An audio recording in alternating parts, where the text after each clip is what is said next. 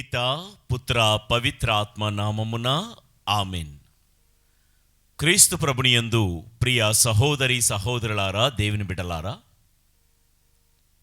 యాత్ర, జూబిలీ యాత్ర, కనాను యాత్ర, ఇది పరలోకపు యాత్ర.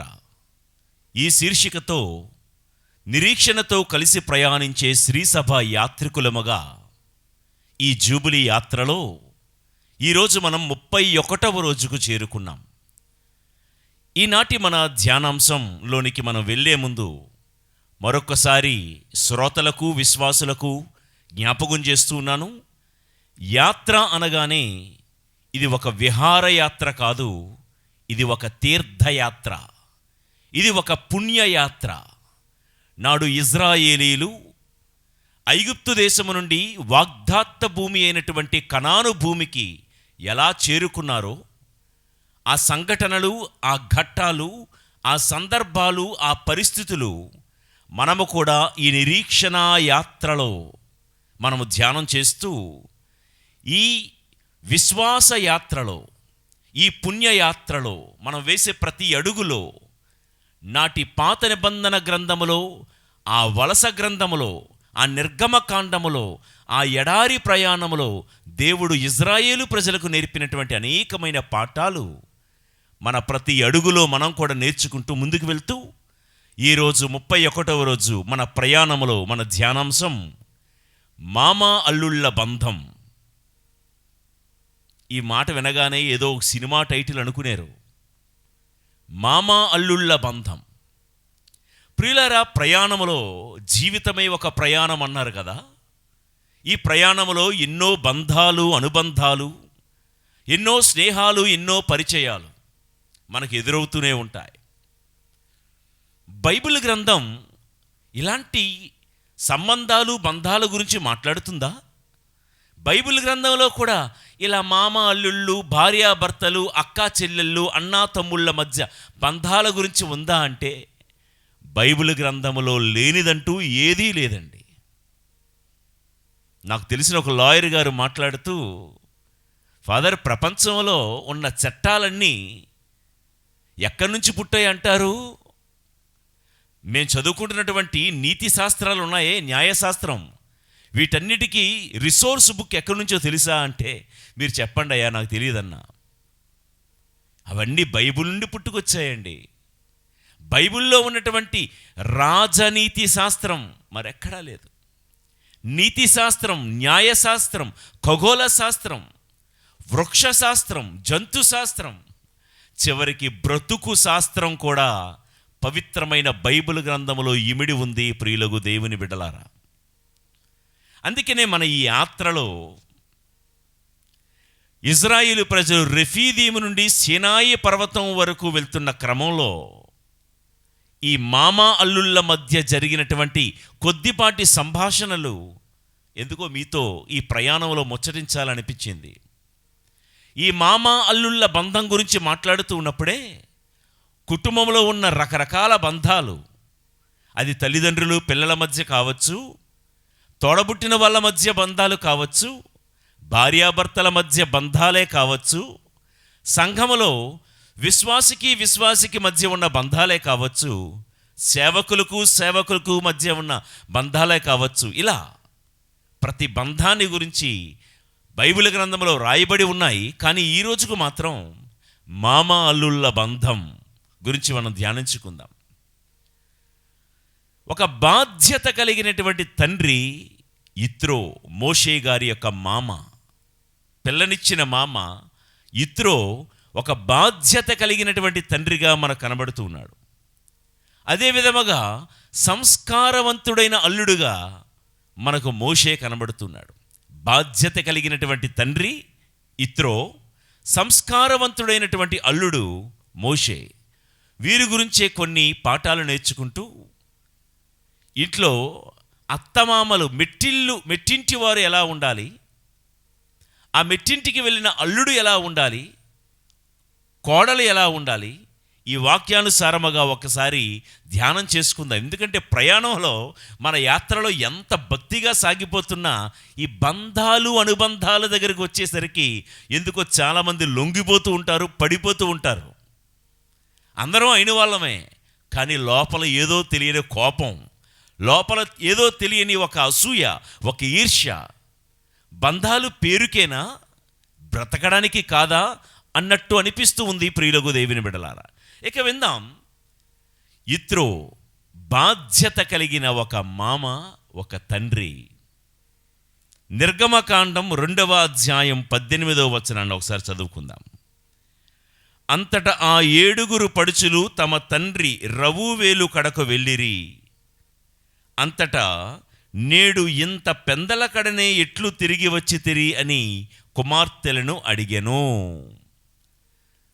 ప్రియులరా, యిత్రో అన్న మోషే గారి మామగారికి 3 పేర్లున్నాయి బైబిల్లో. యిత్రో నెంబర్ 1, రెండో పేరు రవువేలు, కొన్ని ట్రాన్స్లేషన్స్లో రఘువేలు అని పిలుస్తూ ఉంటారు. మూడో పేరు హాబాబు. యిత్రోకి ఉన్న 3 పేర్లు ఏమిటి అని క్విజ్లో ఎవరైనా మిమ్మల్ని అడిగారు అనుకోండి, టక్కుమని చెప్పాలి. యిత్రో, రవువేలు, హాబాబు, ఈ 3 పేర్లు ఈ ఒకరికే ఉన్నాయి. అది మోషే గారి యొక్క మామ అయిన యిత్రో. ఓకే, ఎవరు యిత్రో అంటే మిద్యాను దేశంలో ఒక ఉన్నతమైన యాజకుడు, పురోహితుడు.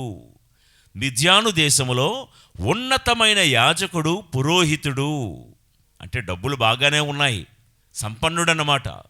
ఇతడికి మిద్యాను దేశంలో బాగా బిజీగా ఉన్నటువంటి పురోహితుడు కాబట్టి, బాగా పేరెన్నికగనినటువంటి పూజారి కాబట్టి సంపన్నుడిగా ఉన్నాడు. అతనికి 7 కుమార్తెలు ఉన్నారు, 7 కుమార్తెలు. అయితే ఇక్కడ బాధ్యత కలిగిన తండ్రి అని ఎందుకు చెప్పాము అంటే, తనకు పుట్టిన 7 కూడా కుమార్తెలే అయినప్పటికీ కూడా, అరే నాకు కుమార్తెలే పుట్టారు, అందరూ కూతురులే పుట్టారు అని ఏ రోజు విసుగు లేదు, నిరాశ లేదు. కొడుకైనా కూతురైనా ఒకటే అనే భావనతో ఉన్నాడు యిత్రో. నేర్చుకోవడానికి ఒక పాఠం ఉంది కదా.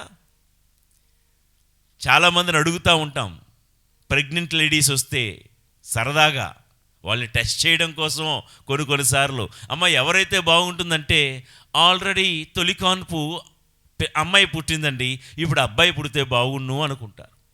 అది తప్పు అని నేను అన్ను, ఆశ ఉండొచ్చు. కానీ ప్రియులకు దేవుని బిడ్డలారా, సంఘంలో, సమాజంలో కొడుకు కూతురు మధ్య వివక్షలు పెరిగిపోతున్నాయి. ఈ రోజులో కొంచెం తగ్గిందనుకోండి. కొడుకైనా కూతురైనా ఒకటే అనే భావంతో ఉన్నాడు యిత్రో. తనకు ఒకరు కాదు, 2 కాదు, వరుసగా 7 కూడా కుమార్తెలే అయినప్పటికీ కూడా విసుగు లేదు, నిరాశ లేదు. మన రాష్ట్రంలోనే ఉన్నటువంటి సింధు, పివి సింధు, ఆ అమ్మాయిని తన తండ్రి ఇంటర్వ్యూ చేస్తూ ఉంటే చెప్తూ ఉన్నాడు, నీకు అమ్మాయే పుట్టిందా అన్నారంట అతన్ని అందరూ. కొద్దిగా ఎదిగిన తర్వాత అమ్మాయిని స్పోర్ట్స్లో జాయిన్ చేసి రోజు జాగింగ్, రన్నింగ్ అవన్నీ కూడా చేస్తూ రోజు ఉదయాన్నే నిద్రలేపి ఆ షటిల్, బ్యాడ్మింటన్ ట్రైనింగ్కి తీసుకుని వెళ్తూ ఉంటే, అమ్మాయిని ఎందుకు అట్లా తిప్పుతావు, మగపిల్లోళ్ళలాగా ఇంట్లో కూర్చోబెట్టుకోవచ్చు కదా అన్నారంట. కానీ ఆ అమ్మాయి ఒలింపిక్స్లో ఛాంపియన్గా నిలబడినప్పుడు సింధు మా అమ్మాయే అనుకుంటూ చుట్టాలందరూ కూడా ఈగలు చేరినట్లుగా చేరారండి. అది వేరే సంగతి అనుకోండి. ప్రియులారా, దేశ విదేశాల్లో ప్రపంచ ప్రసిద్ధిగాంచినటువంటి వాళ్ళు చాలామంది ఆడకూతుర్లు ఉన్నారు. ఈరోజు కుటుంబాల్లో ఏ కుటుంబమైనా ఈ వాక్యం వింటూ అందులో క్రీస్తును నమ్ముకున్న ఏ కుటుంబమైనా మగపిల్లోని ఒకలాగా, ఆడపిల్లను మరోలాగా చూస్తూ ఉన్న వాతావరణం గనక ఉంటే, యిత్రో ఈ ప్రయాణంలో మనకు నేర్పించే పాఠం ఏంటంటే, ఈ జూబిలీ యాత్రలో నిరీక్షణతో కలిసి ప్రయాణించే శ్రీసభ యాత్రికులమైన మనము మన ఇంట్లో వివక్ష ఉండకూడదు. ఆడకూతురైనా మగబిడ్డైనా వివక్ష లేకుండా అందరినీ సమదృష్టితో చూడాలి, పెంచాలి, పోషించాలి. ఇది నేర్చుకుందాం. ఎందుకంటే అసమానతలు ఉంటే తోడబుట్టిన వాళ్ళ మధ్య ఈర్ష్య అసూయ పెరిగిపోతూ ఉంది. ఇత్రోకి 7 కూతురులే పుట్టినా ఏ రోజు నిరాశ లేదు, విసుగు లేదు, కృంగలేదు. అయితే విందాం. ఈ నిర్గమకాండంలో అంటాడు, 7 కూతుర్లు అయినప్పటికీ కూడా రోజు కూడా తన పిల్లల్ని, తన ఆడకూతుర్ని పనికి పంపించేవాడు. ఈ మిద్యాను పురోహితుడికి ఎన్నో గొర్రెలు ఉన్నాయి, పశు సంపదలు ఉన్నాయి. వాటన్నిటిని మేపడానికి, ఏమయ్యా నీకు డబ్బుంది కదా, ఇంట్లో పని వాళ్ళని పంపించవచ్చు కదా, బోల్డు మంది కూలీలు ఉన్నారు కదా, వాళ్ళని పంపించవచ్చు కదా అంటే ఇక్కడ 2వ పాఠం నేర్చుకుందాం. ఈ మిద్యాను పురోహితుడైన యిత్రో తన కూతుర్లను ఏ రోజు సోమరిపోతులుగా చూడాలని అనుకోలేదు. ఇంట్లో డబ్బుంది కదా, 4 డబ్బులు పడేస్తే 4 కూలోళ్ళు వచ్చి వంట పని చేస్తారు, బట్టలు ఉతుకుతారు, ఇల్లు గుమ్మాలు తుడుస్తారు, మాకు కావలసిన చాకరీ అంతా కూడా చేసి పెడతారు. డబ్బుంటే అంటారు కదా, కొండ మీద కోతైనా దిగొస్తుంది అని. ప్రియులారా, ఇత్రో అలా అనుకోలేదు. తను సంపన్నుడైనప్పటికీ కూడా తనకు కలిగినటువంటి కూతుర్లను కష్టంతో పెంచాడు, శ్రమ నేర్పిస్తూ పెంచాడు, పనిపాటులు నేర్పిస్తూ పెంచాడు. తన ఇంటి పిల్లలు సోమరిపోతులుగా, జులాయిలుగా ఉండకూడదని కష్టమేంటో నేర్పించిన బాధ్యత కలిగినటువంటి తండ్రి ఇత్రో. ప్రియులారా, అమ్మో నా పిల్లలు కదిలిపోతారు అని సుకుమారంగా పెంచుతున్నారా? ప్రేమగా పెంచండి, అనురాగంతో పెంచండి, కానీ బాధ్యత కూడా నేర్పండి. ఇంటి పని నేర్పించండి, వంట పని నేర్పించండి. ఇది మన ఇల్లు అని కనువిప్పు పిల్లలకు నేర్పించండి.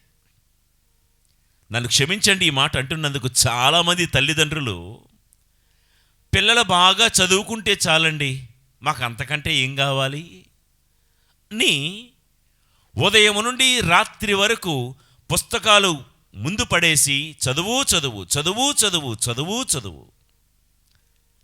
ఆ ఇంటి బిడ్డకి నీళ్లు మరగబెట్టుకోవడం రాదు.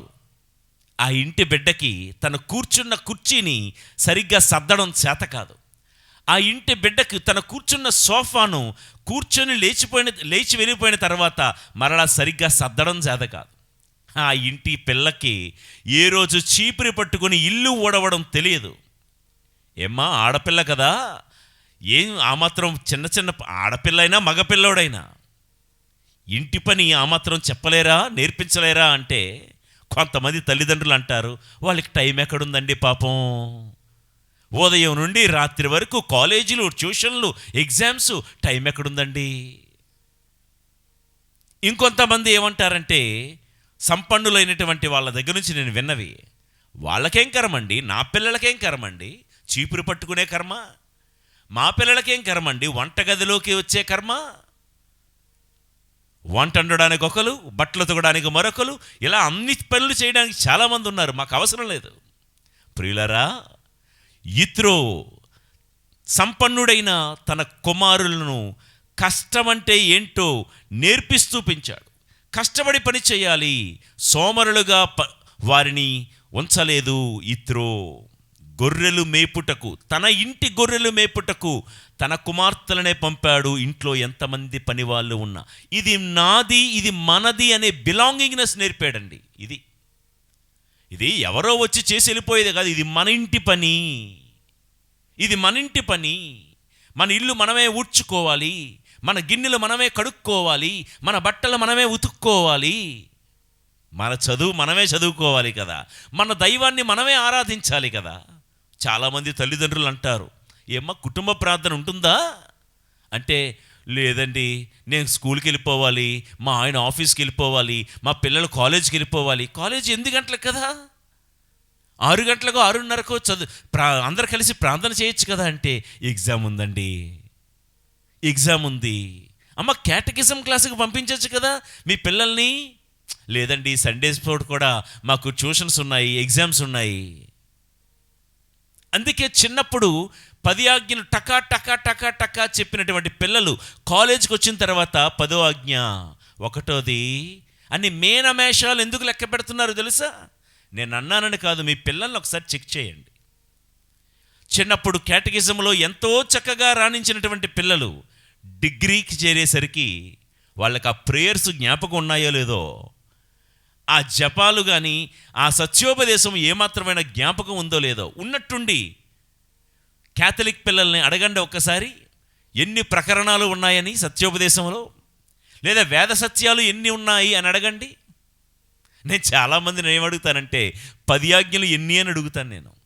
దానికి కూడా చాలా ఒక ప్లేటో అరిస్టాటిల్ ఆలోచించినట్లుగా ఆలోచించేస్తూ ఉంటారు. 10 ఆజ్ఞల ఫాదర్ అండి, 10 ఆజ్ఞలు 6 అనుకుంటానండి అంటే సిరిసభ కట్టళ్ళు 10 ఆజ్ఞలు కన్ఫ్యూజ్ అయిపోతూ ఉంటారు. ప్రియులారా, తమాషా కోసం చెప్తున్నా, ఇత్రో బాధ్యత కలిగిన తండ్రి. ప్రయాణంలో ప్రతి తండ్రి తల్లి తమ పిల్లలకు బాధ్యత నేర్పించాలి, కష్టపడి పని చేయడం నేర్పించాలి. కేవలము చదువు చదువు చదువు మాత్రమే కాదు, కష్టపడడం నేర్పించిన తండ్రి అంటాడు ఇత్రో. ఇందాక చదువుకున్నాం కదండి, నిర్గమకాండం 2:18లో, నేడు ఇంత పెందలకడనే ఎట్లు తిరిగి వచ్చి రోజు పిల్లల్ని పశువులు కాయడానికి మందలను తోలుకుని వెళ్ళడానికి పంపిస్తూ ఉంటాడు. అనుకుందాం, రోజు సాయంకాలం ఒక 5:30-6 అయ్యేసరికి రావాలి. కానీ ఈ 7 కుమార్తెలు పశువులు తోలుకోవడానికి వెళ్ళారు, పశువులకు బావిలో నుండి నీళ్లు తోడడానికి వెళ్ళారు. కానీ ఆ రోజు 3:30-4 గంటలుగా వచ్చేసారంట సాయంకాలం. పిల్లల్ని ఆరాధిస్తున్నాడు. మీరు ఈరోజు ఇంత పెందలకడనే ఎందుకు వచ్చేశారు? పిల్లలు ఎటు వెళ్తున్నారో, ఎక్కడికి వెళ్తున్నారో, ఎందుకు వెళ్తున్నారో, ఎప్పుడు వెళ్తున్నారో, ఎప్పుడు వస్తున్నారో, పిల్లల యొక్క నడకను నడవడికను కనిపెట్టే బాధ్యత కలిగినటువంటి తండ్రి ఇత్రో. ప్రియులకు దేవుని బిడ్డలారా, పిల్లల యొక్క నడత నడవడికను ఈ యాత్రలో, ఈ నిరీక్షణ ప్రయాణంలో మనము కనిపెట్టే తల్లిదండ్రులుగా మనం ఉండాలి. మొన్న ఒక రోజు ఒక ఇంటికి వెళ్ళా.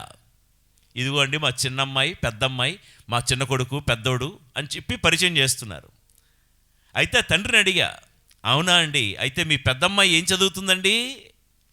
పెద్దమ్మాయి అండి, పెద్దమ్మాయి లోపల వంటగదిలో కాఫీ తయారు చేస్తుంది అలా ఆవిడ. ఏమోయ్, మన పెద్దమ్మాయి ఎన్నో క్లాసు? లోపల నుంచి వచ్చింది, 10 అండి, 10వ క్లాసు. ఓకే. రెండో అమ్మాయి ఏం చదువుతుందండి? ఏమోయ్ 8 అండి, 8 అక్కడి నుంచి వచ్చింది. ఇంకా నేను 3వ అబ్బాయి 4వ అబ్బాయి గురించి నేను అడిగే సాహసం చేయలేదు. ఎందుకంటే సమాధానం ఎక్కడి నుంచి రాదు, వంటగదిలో నుంచి వస్తుందని నాకు తెలిసిపోయింది.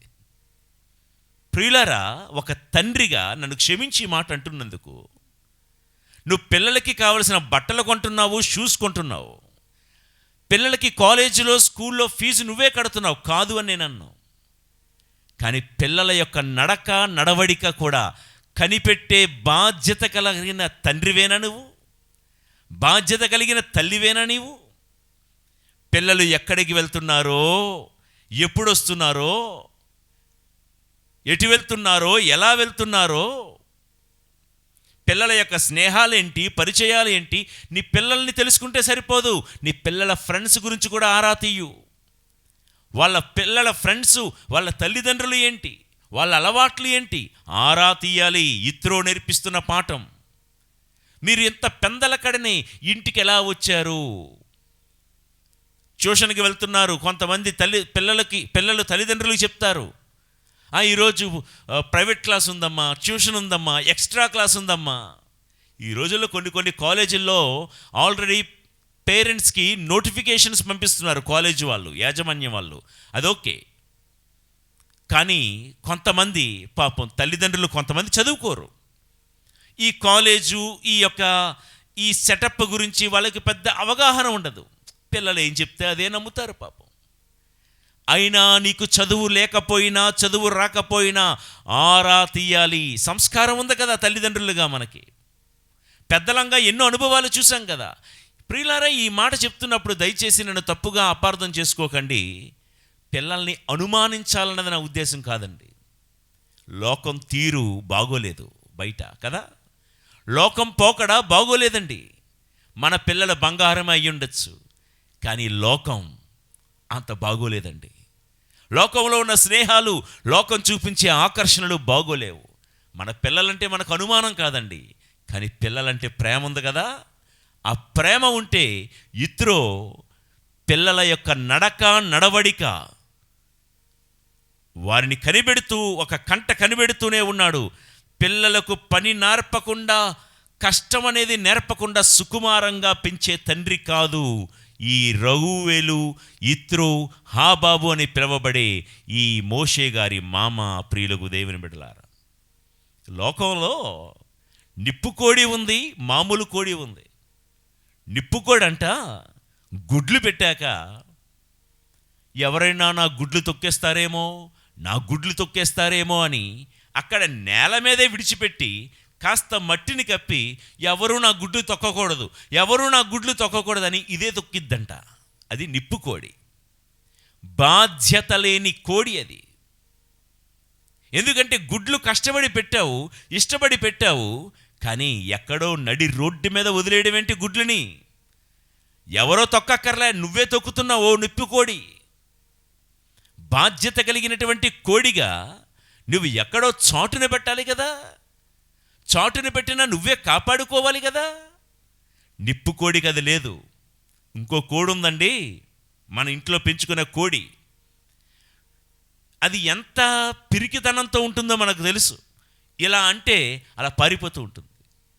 కానీ పిల్లల్ని పెట్టి పొదిగిన తర్వాత ఆ పిల్ల దగ్గరికి ఏ పక్షి వచ్చినా దాని పరాక్రమం చూడాలండి. దాని గుడ్లను కాపాడుకునే తీరు, దాని చిన్న పిల్లలను కాపాడుకుని రక్షించే తీరు, చిన్న కోడైనా మహాపరాక్రమవంతురాలైనటువంటి ఒక సింహంలాగా విరుచుకుపడుతుంది ఎవరైనా తమ పిల్లల జోలికి వస్తే. అందుకే దేవుడే ఈ కోడితో తనను తాను పోల్చుకున్నాడు. కోడి తన రెక్కల క్రింద తన పిల్లలను ఎలా కాపాడుతుందో, ఓ యెరూషలేమా, నేను కూడా ఒక కోడిలాగా నిన్ను కాపాడుకోవాలనుకున్నానయ్యా అని సాక్షాత్తు భగవంతుడే తన్ను తాను ఒక కోడితో పోల్చుకున్నారు. ప్రియులకు దేవుని బిడ్డలారా, తల్లిదండ్రులారా, మీ ఆధ్యాత్మిక తండ్రిగా నన్ను ఒక ప్రశ్న అడగనిస్తారా? మీ ఇంటికి మీరు కోడా, నిప్పు కోడా? మీ పిల్లలు వేస్తున్న డ్రెస్సింగ్, ఎటువంటి బట్టలు వేసుకొని వెళ్తున్నారు? షాపింగ్కి వెళ్తున్నప్పుడు ఏ డ్రెస్ కొనుక్కుంటున్నారు? కొన్ని విషయాలు, చాలా విషయాలు చెప్పాలని ఉంది. గత వీడియోల్లో చాలాసార్లు చెప్పాను. సంస్కారవంతమైన బట్టలు మీ పిల్లలు ఎంచుకోవాలి. చివరికి వాళ్ళ జీతభత్యాలతో వాళ్ళు బట్టలు కొనుక్కున్నా ఆ బట్టలు సంస్కారవంతంగా లేకపోతే వేసుకొనివ్వకూడదు. నువ్వు కోడివి, నిప్పు కోడివి కాదు. బయటికి వెళ్ళి నీ పిల్లల యొక్క ఈటింగ్ హ్యాబిట్స్ ఏంటి? ఈరోజు చాలామంది ఫుడ్ కోర్ట్స్కి వెళ్తున్నారు. వైద్యులు, డాక్టర్లు చెప్పేది ఏంటంటే coloured food, processed food, junk food మంచిది కాదు, మంచిది కాదు. అందుకనే బయటికి వెళ్తున్నారు. ఇంట్లో వాళ్ళకి తెలియదు ఏం తింటున్నారు. ఎందుకు వచ్చిన తర్వాత నా బిడ్డ ఇంట్లో భోంచేయటం లేదని ఆరా తీయద్దు. బయటికి వెళ్ళి తినేసాను మమ్మీ, ఓకే హ్యాపీ, ఎందుకంటే రేపటికి మిగులుతుంది కదా అని. అవునా? No no no, not at all. ప్రియులకు దేవుని బిడ్డలారా, మనము నిప్పు కోడిలాగా మన పిల్లలను మనమే తొక్కేయకూడదు. కోడిలాగా పరాక్రమవంతంతో మన బిడ్డలని బయట సమాజంలో నుండి కాపాడుకోగలగాలి. ఇత్రోలాగా వాళ్ళు వేసుకునే డ్రెస్ సెన్స్, వాళ్ళ ఈటింగ్ హ్యాబిట్స్, వాళ్ళ యొక్క స్నేహాలు, పరిచయాలు, వాళ్ళ భాష, వాళ్ళు ఏ విధంగా మాట్లాడుతున్నారు, వాళ్ళ యొక్క పద ఉచ్చారణ ఎలా ఉంది, సంస్కారవంతంగా పలకరిస్తున్నారా లేదా? మీ పిల్లలు వాళ్ళు లోకంలో మాట్లాడుకుంటున్నటువంటిగా మాట్లాడుతున్నారా? ఆ అక్క తమ్ముడిని వాడు బ్రో అంటుంది. తల్లిగా నువ్వు విన్నావు, బ్రో ఏంటమ్మా? తెలుగులో తమ్ముడు అని పిలవలేవా? బ్రో ఏంటి? ఇట్లా చిన్నవి ప్రియులకు దేవుని బిడ్డలారా, చిన్నవే. చిన్న పిల్లోడు, వాడికి తెలియక అన్నాడు, అనాలోచితంగా అన్నమాట ఇది. చిన్నపిల్లోడంటే ఆడు 6వ క్లాసో 7వ క్లాసో చదువుతున్నాడు. వాళ్ళ అక్క 10వ class. I want to have a crush with you అంటున్నాడు వాడు. పాపం వాడిది ఏంటంటే వాడు ఏమనుకున్నాడంటే, అక్క నువ్వంటే నాకు ఇష్టము, లేకపోతే ఐ లవ్ యూ అక్క అని చెప్దాం అనుకున్నాడు. కానీ వాడిన పదం ఏంటంటే క్రష్. కొంతమందికి అర్థమవుతుంది ఈ మాట, దీన్ని వివరించను నేను. I want to have a crush. బయట లోకంలో ప్రేమికులు ఒకరికొకరు మాట్లాడుకునే ఈ మాట వీడి చెవిలో ఎలా పడిందో, వీడి నోట్లో నుంచి ఎలా వచ్చిందో చూసారా ఎంత డేంజరస్. ఈ బిడ్డ కావాలని అన్నాడని నేను అనుకోవటం లేదు, అనడు. కానీ ఈ క్రష్ అనే పదం, ఆ సౌండింగ్ వీడికి నచ్చిందేమో, వాడేశాడు ఇక్కడ. తస్మాత్ జాగ్రత్త ప్రియులకు దేవుని బిడ్డలారా. యిత్రో తన కూతుర్ల విషయంలో బాధ్యత కలిగినటువంటి తండ్రి. ఓకే, ఇక యిత్రో గురించి ముందుకు వెళ్తే కృతజ్ఞత కలిగినటువంటి వాడు యిత్రో, కృతజ్ఞత కలవాడు. చూద్దాం, నిర్గమకాండం 2వ అధ్యాయం 19వ వచనము 20వ వచనము. పిల్లల్ని అడిగాడు, మీరు ఎంత పెందల కడనే ఎందుకు వచ్చి తిరిగి అని కుమార్తెలను అడిగాను. వారు, ఐగుప్తు దేశీయుడొకడు గొర్రెల కాపరుల బారి నుండి మమ్ము కాపాడెను, అతడే మాకు బదులుగా నీళ్లు తోడి మందలకు పోసెను అనిరి. రవువేలు, అతడు ఎక్కడ ఉన్నాడు? అతనిని అక్కడనే ఎలా విడిచి వచ్చి తిరిగి మనతో పాటు భుజించుటకు రమ్మనుడు అని కుమార్తెలకు చెప్పెను. ప్రియ దేవుని బిడ్డలారా, ఎంత సంస్కారవంతుడో, కృతజ్ఞత కలిగిన వాడో యిత్రో చూడండి. పిల్లలారా, ఎందుకు ఎంత త్వరగా వచ్చేసారు ఇంటికంటే వాళ్ళు మొత్తం చెప్పారు. మేము బావి దగ్గరికి వెళ్ళాము ఎప్పట్లాగా నీళ్ళు తోడుకోవడానికి. కానీ మేము నీళ్ళు తోడుతూ ఉంటే కొంతమంది ఇతరులు ఉంటారు కదండి, ఆకతాయి జనాలు, అమ్మాయిల్ని చూడగానే ఏడిపించే మిగతా గొర్రెల కాపరులు వచ్చి మమ్మల్ని ఏడిపిస్తూ ఉంటే, మిగతా గొర్రెల కాపరులు వచ్చి మన గొర్రెలని దొంగిలించుకొని పోతూ ఉంటే, ఆడపిల్లలం ఏం చేయగలం? మేము కొంతవరకు ప్రతిఘటించగలం. మేము ప్రతిఘటించలేకుండా లొంగిపోతూ ఉన్న సమయంలో హీరోలా దిగొచ్చాడండి ఒక ఐగుప్తీయుడు అని పిల్లలు చెప్తూ ఆ పరాయి గొర్రెల కాపరుల నుంచి మమ్మల్ని, మన గొర్రెల్ని కాపాడింది అతడే. మా మాన ప్రాణాలను కూడా శత్రువుల బారి నుండి కాపాడింది కూడా ఆ ఐగుప్తీయుడే అని చెప్పుకొచ్చారు. ఈ మాట విన్నాక, పోలీ అయిందేదో అయ్యింది, మీరు హ్యాపీగా ఉన్నారు కదా, మీరు క్షేమంగా ఇంటికి వచ్చారు కదా, పోనీలే అని చెప్పి మళ్ళా ప్లేట్లలో అన్నం వడ్డించుకొని తినేసి పడుకునే టైపు కాదు యిత్రో. మన పశువులకు, గొర్రెలకు, నా బిడ్డలైన మీకు ఎంత ఆపద జరుగుతూ ఉంటే మిమ్మల్ని ఒకడు కాపాడా? మిమ్మల్ని కాపాడారా అని కాపాడిన వాడి గురించి వాకబు చేస్తున్నటువంటి వ్యక్తి యిత్రో. ప్రియులకు దేవుని బిడ్డలారా, తన కూతుర్లకు సహాయము చేసినటువంటి మోషే ఎక్కడా? అతన్ని భోజనానికి తీసుకుని రండి. ఎంత మేలు చేసిన వాడికి, ఉపకారము చేసిన వాడికి మనం ప్రత్యుపకారము చేయకపోతే ఎలా? యిత్రో ఎవరి రుణాన్ని ఉంచుకునే టైపు కాదు. నా కూతుర్లకి ఎంత మేలు చేసిన వాడి రుణం నేను తీర్చుకోవాలి. వెళ్ళి అతన్ని మన ఇంటికి సాదరంగా ఆహ్వానించుకుని రండి. ప్రియులారా, తల్లిదండ్రులారా, మీ పిల్లలకి ఎంతోమంది మేలు ఉపకారం చేస్తున్నారు. గురువులంగా మేము, ఉపాధ్యాయులుగా, టీచర్లుగా. చాలామంది తల్లిదండ్రులకు ఉన్న ఫీలింగ్ ఏంటంటే, మేము ఫీజు కడుతున్నాం కదా, లక్షలు వేలకు వేలు, మా ఫీజు డబ్బులు తీసుకుంటున్నారు, టీచింగ్ చేస్తున్నారు, తప్పేముందండి, వాళ్ళ డ్యూటీ వాళ్ళు చేస్తున్నారని ఇంకా పేరెంట్ టీచర్ మీటింగ్ దగ్గర ఏదో మనకు హక్కు ఉన్నట్లుగా ఆ టీచర్ని చడామడా తిట్టేస్తాం. ఒక్క మాట, ఈ యిత్రో తన కూతుర్లకు మేలు చేసిన మోషేకు సాదరంగా ఇంటికి రమ్మని ఆహ్వానించడానికి ఆహ్వాన పత్రిక పంపాడు. మిమ్మల్ని అడుగుతా, మీ పిల్లల ద్వారానో లేకపోతే మీరైనా స్వయంగా వెళ్ళి మీ పిల్లలకు ట్యూషన్ చెప్పే, లేకపోతే మీ పిల్లలకు టీచింగ్ చేసే టీచర్ గారిని ఎప్పుడైనా మర్యాదపూర్వకంగా, అమ్మా, అయ్యా, మీరు మా ఇంట్లో పండగండి, అది మీ ఇంట్లో కూడా పండగ అయి ఉండొచ్చు, లేకపోతే మా అబ్బాయి పుట్టినరోజు, మా అమ్మాయి ఫంక్షను. అయ్యా టీచర్ గారా, మా పిల్లలకి మీరు ఇంత నేర్పిస్తున్నారు కదా, తమరు దయచేసి మీరు కానీ మీ కుటుంబ సమేతంగా కానీ మా ఇంటికి అతిథిగా ఒకరోజు రండి, మా ఇంటి ఆతిథ్యాన్ని స్వీకరించండి, మా ఇంట్లో భోజనం మీరు స్వీకరించండి అని సాధారణంగా ఆహ్వానించే వాళ్ళు లేరు అని నేను అనట్లేదు. కానీ వాక్యం వింటున్నాం, మీలో ఎవరైనా మీ పిల్లలకు మేలు చేసినటువంటి టీచర్లని ఎప్పుడైనా మీరు ప్రేమతో ఆహ్వానించారా?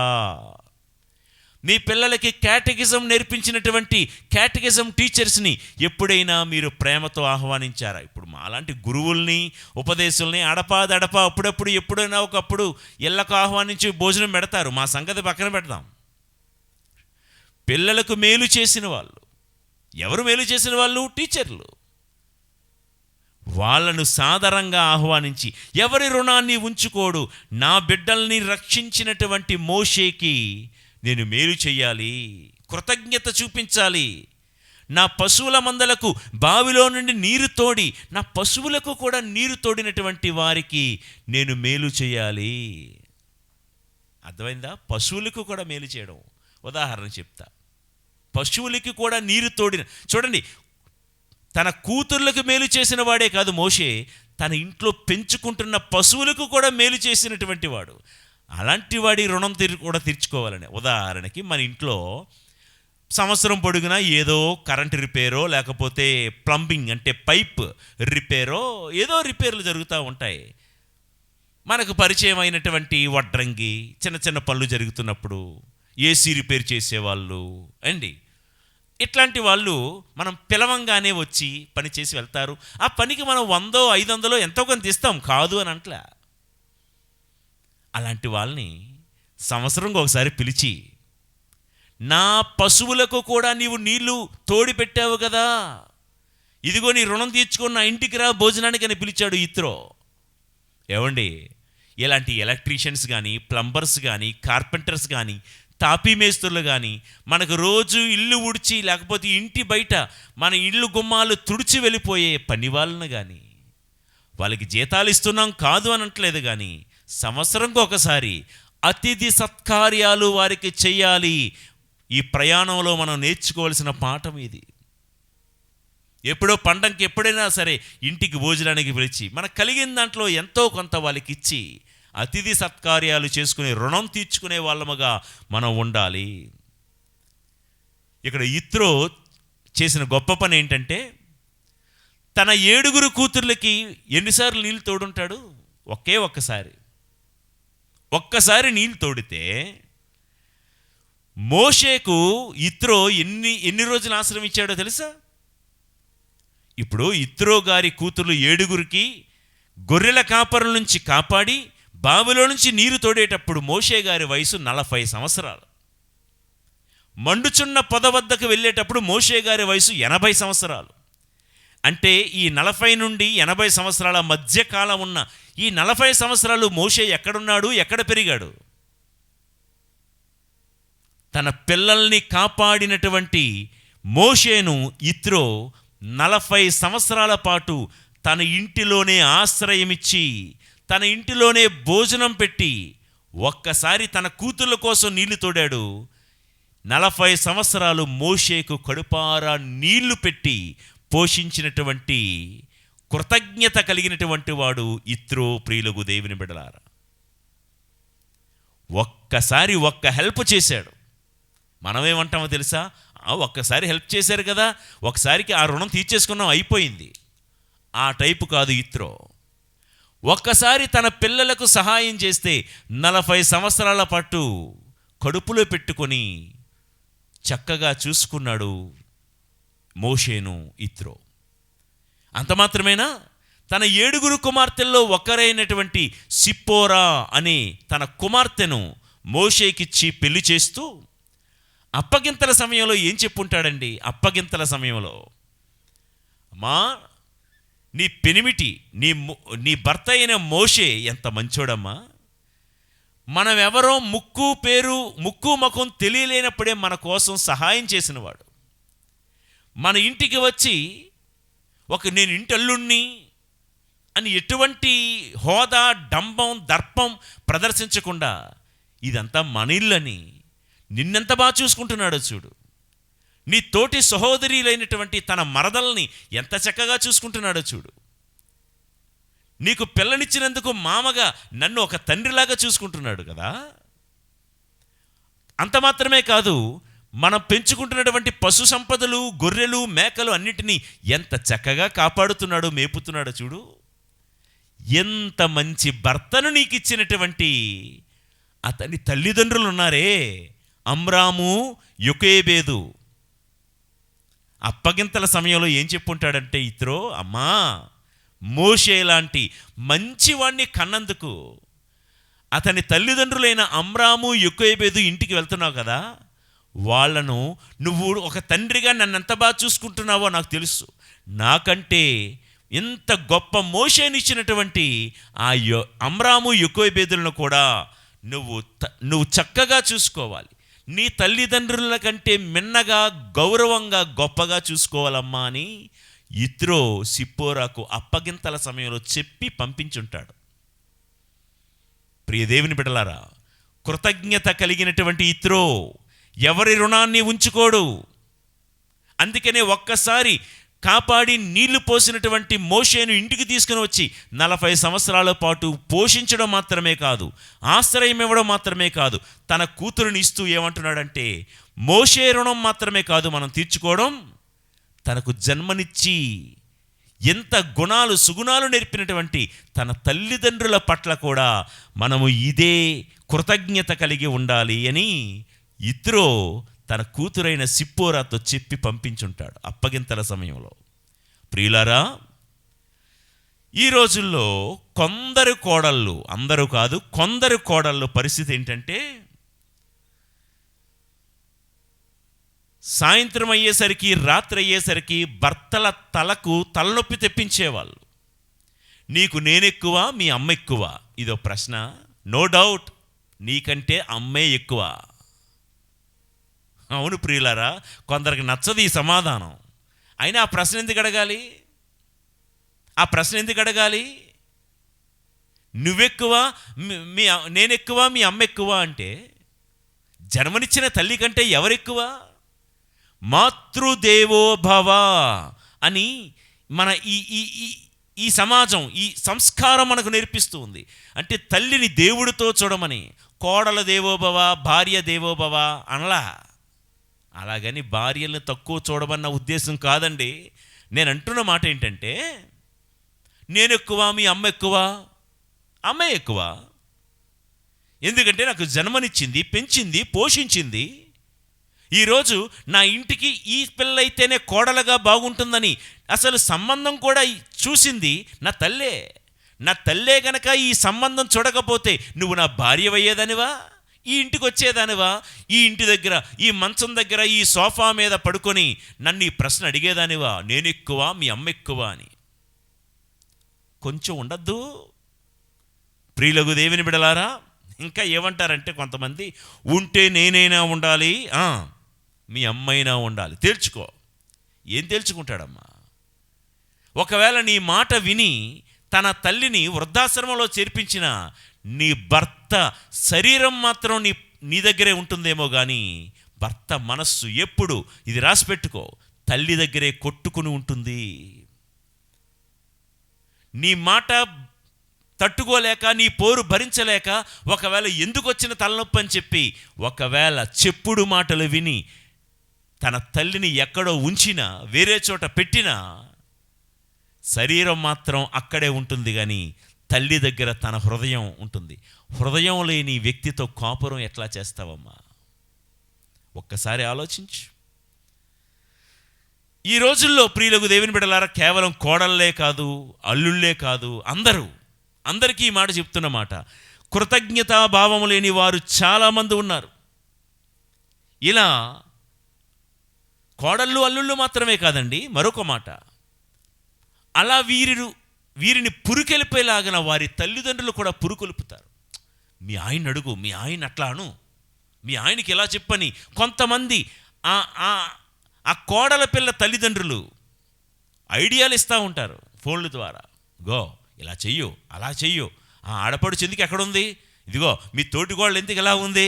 ఇదిగో మీ అత్తగారితో ఎలా మాట్లాడు, లేకపోతే ఇంటికి వస్తాడు కదా మీ ఆయనకి ఎట్లా అడుగు, నిలది, కడిగేయి. ఇత్రోను చూసి నేర్చుకోండి. బైబిల్ గ్రంథం ఈ జూబిలీ యాత్రలో ఈ నిరీక్షణతో కలిసి ప్రయాణిస్తున్న ఈ ప్రయాణంలో దేవుడు మనకు నేర్పిస్తున్న బ్రతుకు పాఠం. ఇత్రో అంటున్నాడు, అమ్మా సిప్పోరా, నీకెంత మంచి భర్తనిచ్చినటువంటి నీ తల్లిదండ్రులను నీ తల్లిదండ్రులను ఎలాగైతే చూసుకున్నావో అంతకు మించి బాగా చూసుకో. తోబీతు గ్రంథంలో కూడా ఇదే మాటలు మనం చదువుతాం. కాబట్టి ప్రియులకు దేవుని బిడ్డలారా, ఇంట్లో సంఘంలో కానీ ఇంట్లో కానీ ప్రేమ లేని వ్యక్తులు ఎంతమంది ఉంటే ఏం లాభం అండి? ఇప్పుడు మన ఉమ్మడి కుటుంబం, పెద్ద కోళ్ళు, చిన్న కోళ్ళు, మధ్య కోడలు, పెద్దల్లుడు, మధ్యల్లుడు, చిన్నల్లుడు, నలుగురు కుమార్తెలు, నలుగురు కొడుకులు, నలుగురు కోడళ్ళు, నలుగురు అల్లుళ్ళు, ఇంత కుటుంబం అండి మాది. ఇదిగో మా మనవాళ్ళు 50 మంది ఉన్నారు కుటుంబంలో. మిమ్మల్ని ఒక మాట అంట, ఆ అందమైన కోటలో, అందమైన ప్యాలెస్లో ఎన్ని బల్బులుంటే ఏం లాభం అండి? మైసూర్ ప్యాలెస్ అనుకుంటాను, నాకు జ్ఞాపకం. మైసూర్ ప్యాలెస్లో 1,16,000 బల్బులు ఉన్నాయంటండి. 1,16,000 బల్బులు. ఎప్పుడో నైట్ టైమో లేకపోతే ఏదో పండగ టైంలోనో అవి బల్బ్స్ అన్నీ వేస్తూ ఉంటారు. అయితే ఒక మాట, అన్ని బల్బులుంటే ఏం లాభం? ఒక్క బల్బు కూడా వెలగకపోతే? ఇంట్లో ఎంతమంది ఉన్నాం కరెక్టే, కానీ ఒక్కరిలో కూడా ప్రేమ అభిమానం లేకపోతే ఎందుకు? సంఘంలో చెప్పుకోవడానికి మాది 3,000 మంది సంఘం అండి, మాది 5,000 మంది ఉన్న సంఘం అండి, నిజమే. కానీ బల్బులు పని చేయలేనట్లుగా ఒక్కరిలో కూడా ఆ ప్రేమ అనేది లేకపోతే ఎంతమంది ఉండి ఏం లాభం? ప్రియులకు దేవుని బిడ్డలారా, మనం పెంచుకుంటున్న పశువుకే మమకారం ఉన్నప్పుడు దేవుడి రూపంలో సృష్టింపబడినటువంటి మనకు మమతానురాగాలు ఉండకూడదా? మనం పెంచుకుంటున్నటువంటి ఆ పప్పీకి, ఆ పెట్ డాగ్కే అంత మమకారమే మనల్ని చూడగానే తోకూపుకుంటూ వచ్చి మీద పడిపోతూ ఉంటుందే. పెంచుకున్న పశువుకే, జంతువుకి అంత మమకారం ఉంటే మనుషులంగా మనకెంత మమకారం ఉండాలి? ఇత్రో నేర్పిస్తున్న పాఠం, బాధ్యత కలిగిన తండ్రి, కృతజ్ఞత కలిగినటువంటి తండ్రి. ఇక ఇత్రో గురించి మాట్లాడుదాం. స్వేచ్ఛనిచ్చిన తండ్రి, స్వేచ్ఛను ఇచ్చిన తండ్రి. అంత మాత్రమే కాదు, తన అల్లుడికి తానే తండ్రి అయిపోయాడండి. తన అల్లుడికి తానే తండ్రి అయిపోయాడు. అల్లుడు కూడా మామగారిని తండ్రిగా చూసుకున్నాడు. ఆ విషయం తర్వాత మాట్లాడదాం. స్వేచ్ఛనిచ్చిన తండ్రి ఎందులో ఇచ్చాడు? ఒక్కసారి చూడండి, నిర్గమకాండం 18వ అధ్యాయం 3-4 వచనాలు చదువుతున్నాను. మోషే ఆ కుమారులలో ఒకనికి, నేను పరదేశములో అపరిచితుని వలె యుంటిని అనుకుని గెర్షోము అను పేరు పెట్టెను. రెండవ వానికి, నా తండ్రి దేవుడే నాకు ఆదరవు, ఆయనయే ఫరోరాజు కత్తికి ఎరకాకుండా నన్ను కాపాడెను అనుకొని ఎలియాజరు అను పేరు పెట్టెను. మోషేకు సిప్పోరాకి 2 కుమారులండి.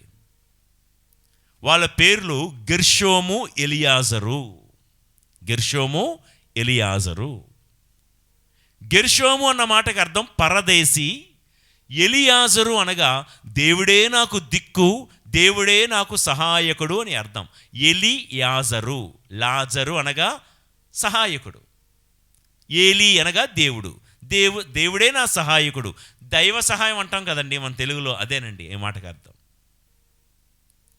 చూడండి, ఇప్పుడు మోషేకు కొడుకులు పుట్టినప్పుడు సాధారణంగా పిల్లలకు పేర్లు పెట్టే విషయంలో పుట్టింటికి మెట్టింటికి మధ్య కొంచెం మనస్పర్ధలు, తగాదాలు వస్తాయి.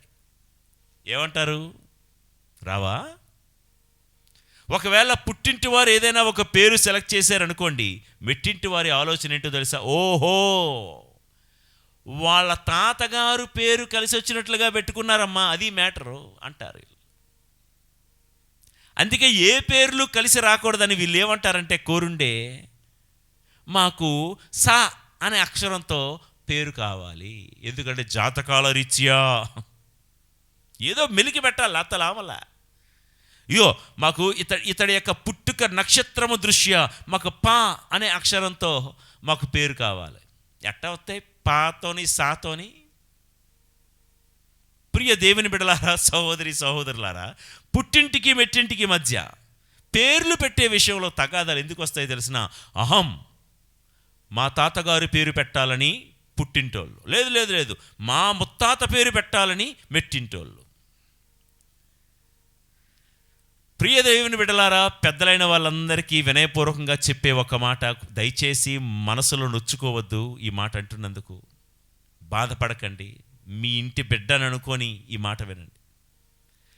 మీ పిల్లలకు వివాహం అయిపోయిన తర్వాత వారి దాంపత్య జీవితంలో అనవసరమైన జోక్యం వద్దు.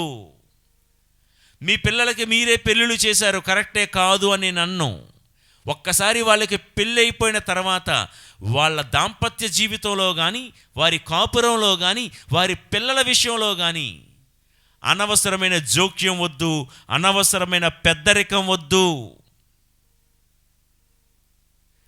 మోషే, సిప్పోరా వారి దాంపత్య జీవితంలో వారికి కలిగిన బిడ్డల విషయంలో, పేర్లు పెట్టే విషయంలో ఇత్రో జోక్యం చేసుకోలేదు. ప్రియులకు దేవుని బిడ్డలారా, స్వేచ్ఛనిచ్చాడు. మీ పిల్లలు మీ ఇష్టం, మీకు నచ్చిన పేర్లు పెట్టుకోండి. మీ పిల్లలు మీ ఇష్టం, మీకు నచ్చిన స్కూల్లో కాలేజీలో చేయండి, జాయిన్ చేయండి. మీ పిల్లలు మీ ఇష్టం, మీరు డెసిషన్ తీసుకోండి అని పెద్దలంగా అత్తమామలు అవ్వనివ్వండి, అమ్మా నాన్నలు అవ్వనివ్వండి, పెద్దలుగా పెళ్లి చేసినటువంటి మీ పిల్లలకి, అంటే ఆ భార్యాభర్తలకి స్వేచ్ఛనివ్వండి. వారి కాపురం విషయంలో వారి నిర్ణయాలు వాళ్ళు తీసుకొనివ్వండి. వాళ్ళ పిల్లల విషయంలో నిర్ణయాలు తీసుకొనివ్వండి. మిమ్మల్ని సలహా అడిగితే తప్పనిసరిగా సలహా ఇవ్వండి, లేకపోతే వాళ్ళ నిర్ణయాలు వాళ్ళు తీసుకొనివ్వండి. ప్రియ దేవుని బిడ్డలారా, మామూలుగా పెళ్ళవ్వకముందు, ఒక ఉదాహరణ, పెళ్ళవ్వకముందు మీ మీ మీ అబ్బాయో లేకపోతే మీ అమ్మాయో, అమ్మ వెళ్ళొస్తాను లేకపోతే నాన్న వెళ్ళొస్తానని చెప్పేవారు అనుకుందాం. మంచి అలవాటు. పెళ్ళైన తర్వాత కూడా చెప్తే బాగానే ఉంటుంది. మీకు చెప్పి వెళ్ళాలి, కరెక్టే, చెప్తే బాగుంటుంది. కానీ చెప్పకుండా వాళ్ళ ఆవిడికే టాటా బాయ్ వెళ్ళొస్తానే, అమ్మ ఎక్కడో లోపల ఉంది కదా, లేకపోతే నాన్న ఎక్కడో ఉన్నారు కదా, సరే వెళ్ళొస్తానని వాళ్ళ ఆవిడతో చెప్పి వెళ్ళిపోతే మీకేంటి ప్రాబ్లం? నేను చెప్పింది అర్థమైందా? పెళ్ళవ్వకముందు డ్యూటీకి వెళ్తున్నటువంటి మీ ఇంటి అబ్బాయి, మీ అబ్బాయి, అమ్మ వెళ్ళొస్తాను, నాన్న వెళ్ళొస్తానని చెప్పి వెళ్ళేవాడు. పెళ్ళైన తర్వాత కారణాలు ఏంటో కానీ వాళ్ళ ఆవిడతో మాత్రమే చెప్పి వెళ్తున్నాడు. ఇది పరిస్థితి. దీన్ని ఆసరాగా తీసుకుని చాలామంది పెద్దవారికి చాదస్తం ఏంటంటే చింత చచ్చినా పులుపు చావదంటారు కదా. చాదస్తం ఏంటంటే, చూడు పెళ్ళవ్వకముందు నాకే చెప్పి వెళ్ళి నా అమ్మ అమ్మ అమ్మ అమ్మ అని నా కొంగు పట్టుకొని తిరుగుతూ ఉండేవాడు. పెళ్ళి అయిపోయిన తర్వాత చూసావా, దాని కొంగు పట్టుకొని తిరుగుతూ ఉన్నాడు. దేని కొంగమ్మా? దేని కొంగు పట్టుకొని తిరుగుతున్నాడు? నువ్వు సంబంధం చూస్తేనే, నువ్వు చూసిన పిల్లనే కదా పెళ్లి చేసుకున్నాడు. ఆ పిల్ల చెంగు కదా పట్టుకొని తిరుగుతున్నాడు, పక్కింటోళ్ళ చెంగు కాదు కదా. సారీ, నీవు దగ్గరుండి పెద్దల సమక్షంలో పెళ్లి చేసిన ఆ పిల్ల చెంగు పట్టుకొని తిరిగితే మీకేంటి ప్రాబ్లం అని అడుగుతున్నా. ఇంకొంతమంది ఏమంటారంటే, వాడికి ఎలాగూ లేదు, దీనికైనా ఉండద్దు, ఆవిడికి ఎందుకు ఉండాలి అంటే, ఏదో ఒక నెపంతో, ఏదో ఒక కారణంతో వచ్చిన కోడల మీద దాడి చేయాలి. అమ్మా, అందరిని అనటం లేదు, కొంతమంది అత్తమామలకు ఉన్నటువంటి జబ్బు ఇది, కొంతమంది తల్లిదండ్రులకు ఉంటున్న చాదస్తం ఇది. పెద్దవాళ్ళు మిమ్మల్ని అంత మాట అనకూడదు, కానీ వాక్యాన్ని బోధించే క్రమంలో పెద్దవాళ్ళకైనా చిన్నవాళ్ళకైనా అందరికీ చెప్పాల్సినవి చెప్పాలి. ప్రియులకు దేవుని బిడ్డలారా, ఇట్లాంటి ఛేదస్థాలు ఉంటే, ఇలాంటి అనవసరమైన జోక్యాలు చేసుకుంటే, ఇటువంటి పెద్దరికం, అనవసరమైన పెద్దరికం ఉంటే మానవ సంబంధాలు చెడిపోతాయి. ప్రియులకు దేవుని బిడ్డలారా, కుటుంబ సంబంధాలు చెడిపోయే ప్రమాదం ఉంది. కాబట్టి ప్రతి దాంట్లో తలదొర్చవద్దు. మీరు చేయాల్సింది ఏదో చేశారు. మీరు పిల్లల్ని పెంచారు, పోషించారు, వాళ్ళని స్థిరపరిచారు, పెళ్లి చేశారు, ఉద్యోగాల్లో స్థిరపడేలా చేశారు, అయ్యింది, మీ బాధ్యత అయింది.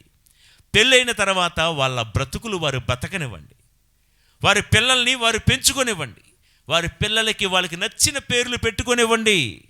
వాళ్ళ పిల్లల సెలబ్రేషన్స్ ఎలా చేసుకుంటారో వాళ్ళని చేసుకొనివ్వండి. వాళ్ళు ఎవరిని పిలుస్తారో ఎవరిని పిలవరో వాళ్ళ ఇష్టానికి వాళ్ళని వదిలేయండి.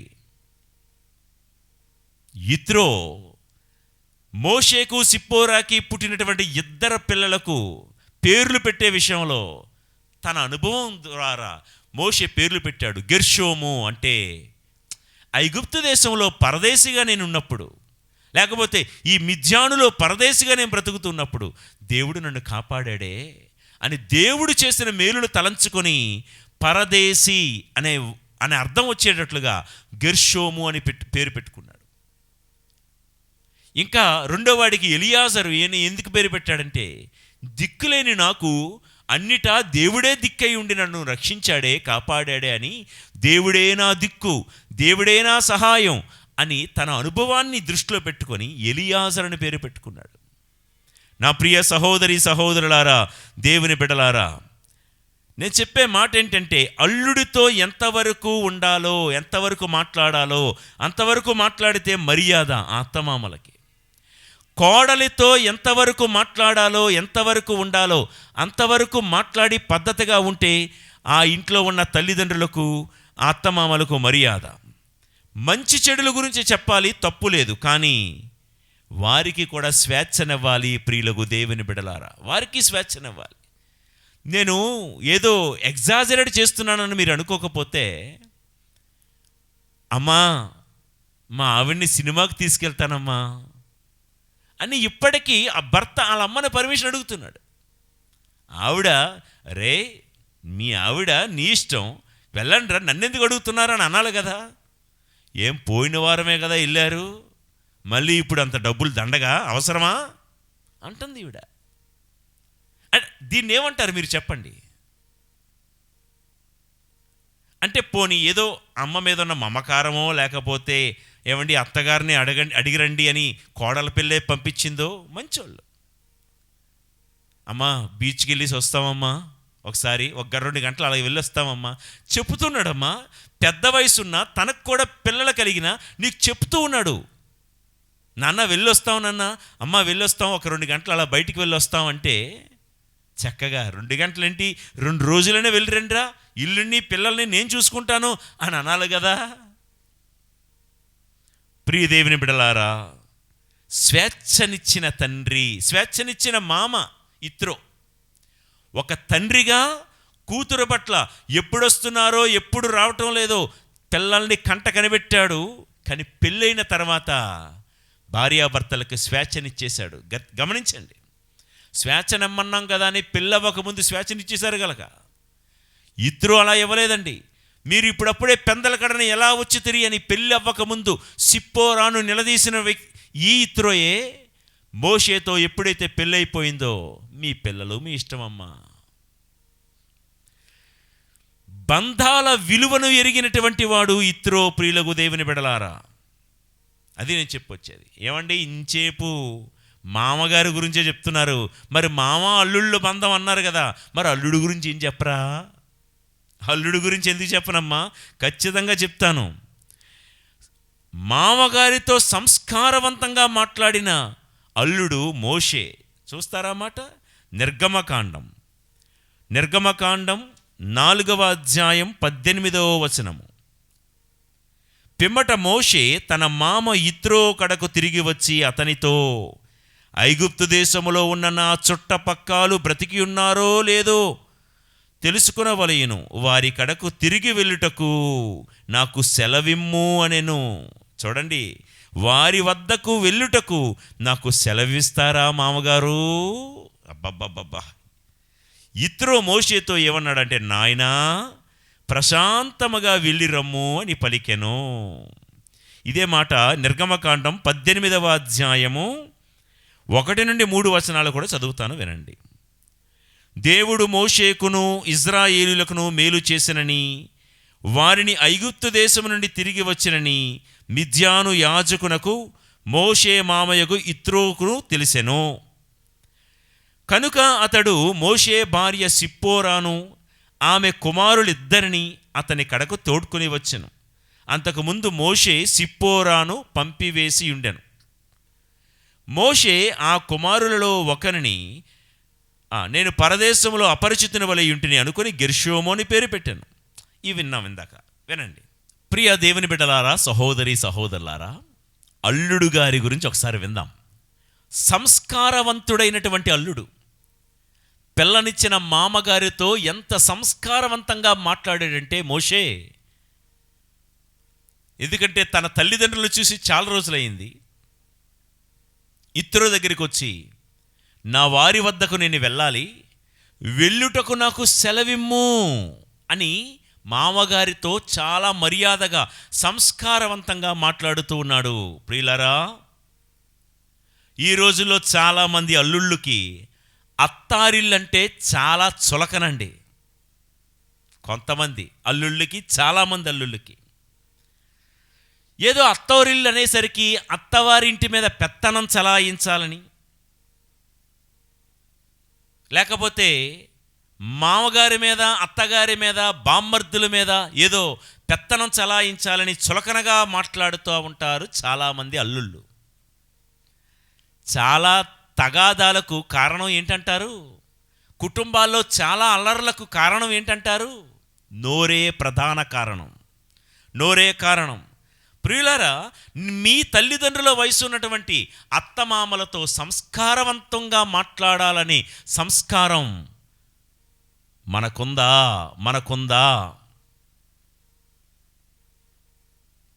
నేను చెప్పే మాట ఏంటంటే, మోషే గారు యిత్రో దగ్గరికి వెళ్ళి, నాకు సెలవిస్తారా, నన్ను వెళ్ళమంటారా? ఉదాహరణకి నువ్వు ఆ ఇంటి అల్లుడివి.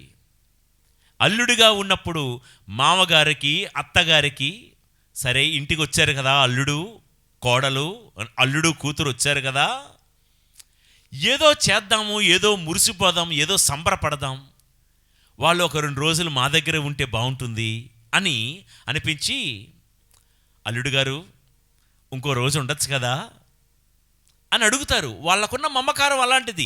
కళ్ళ ముందే అల్లుడిని, తమ కూతుర్ని చూసుకోవాలనే మమకారం.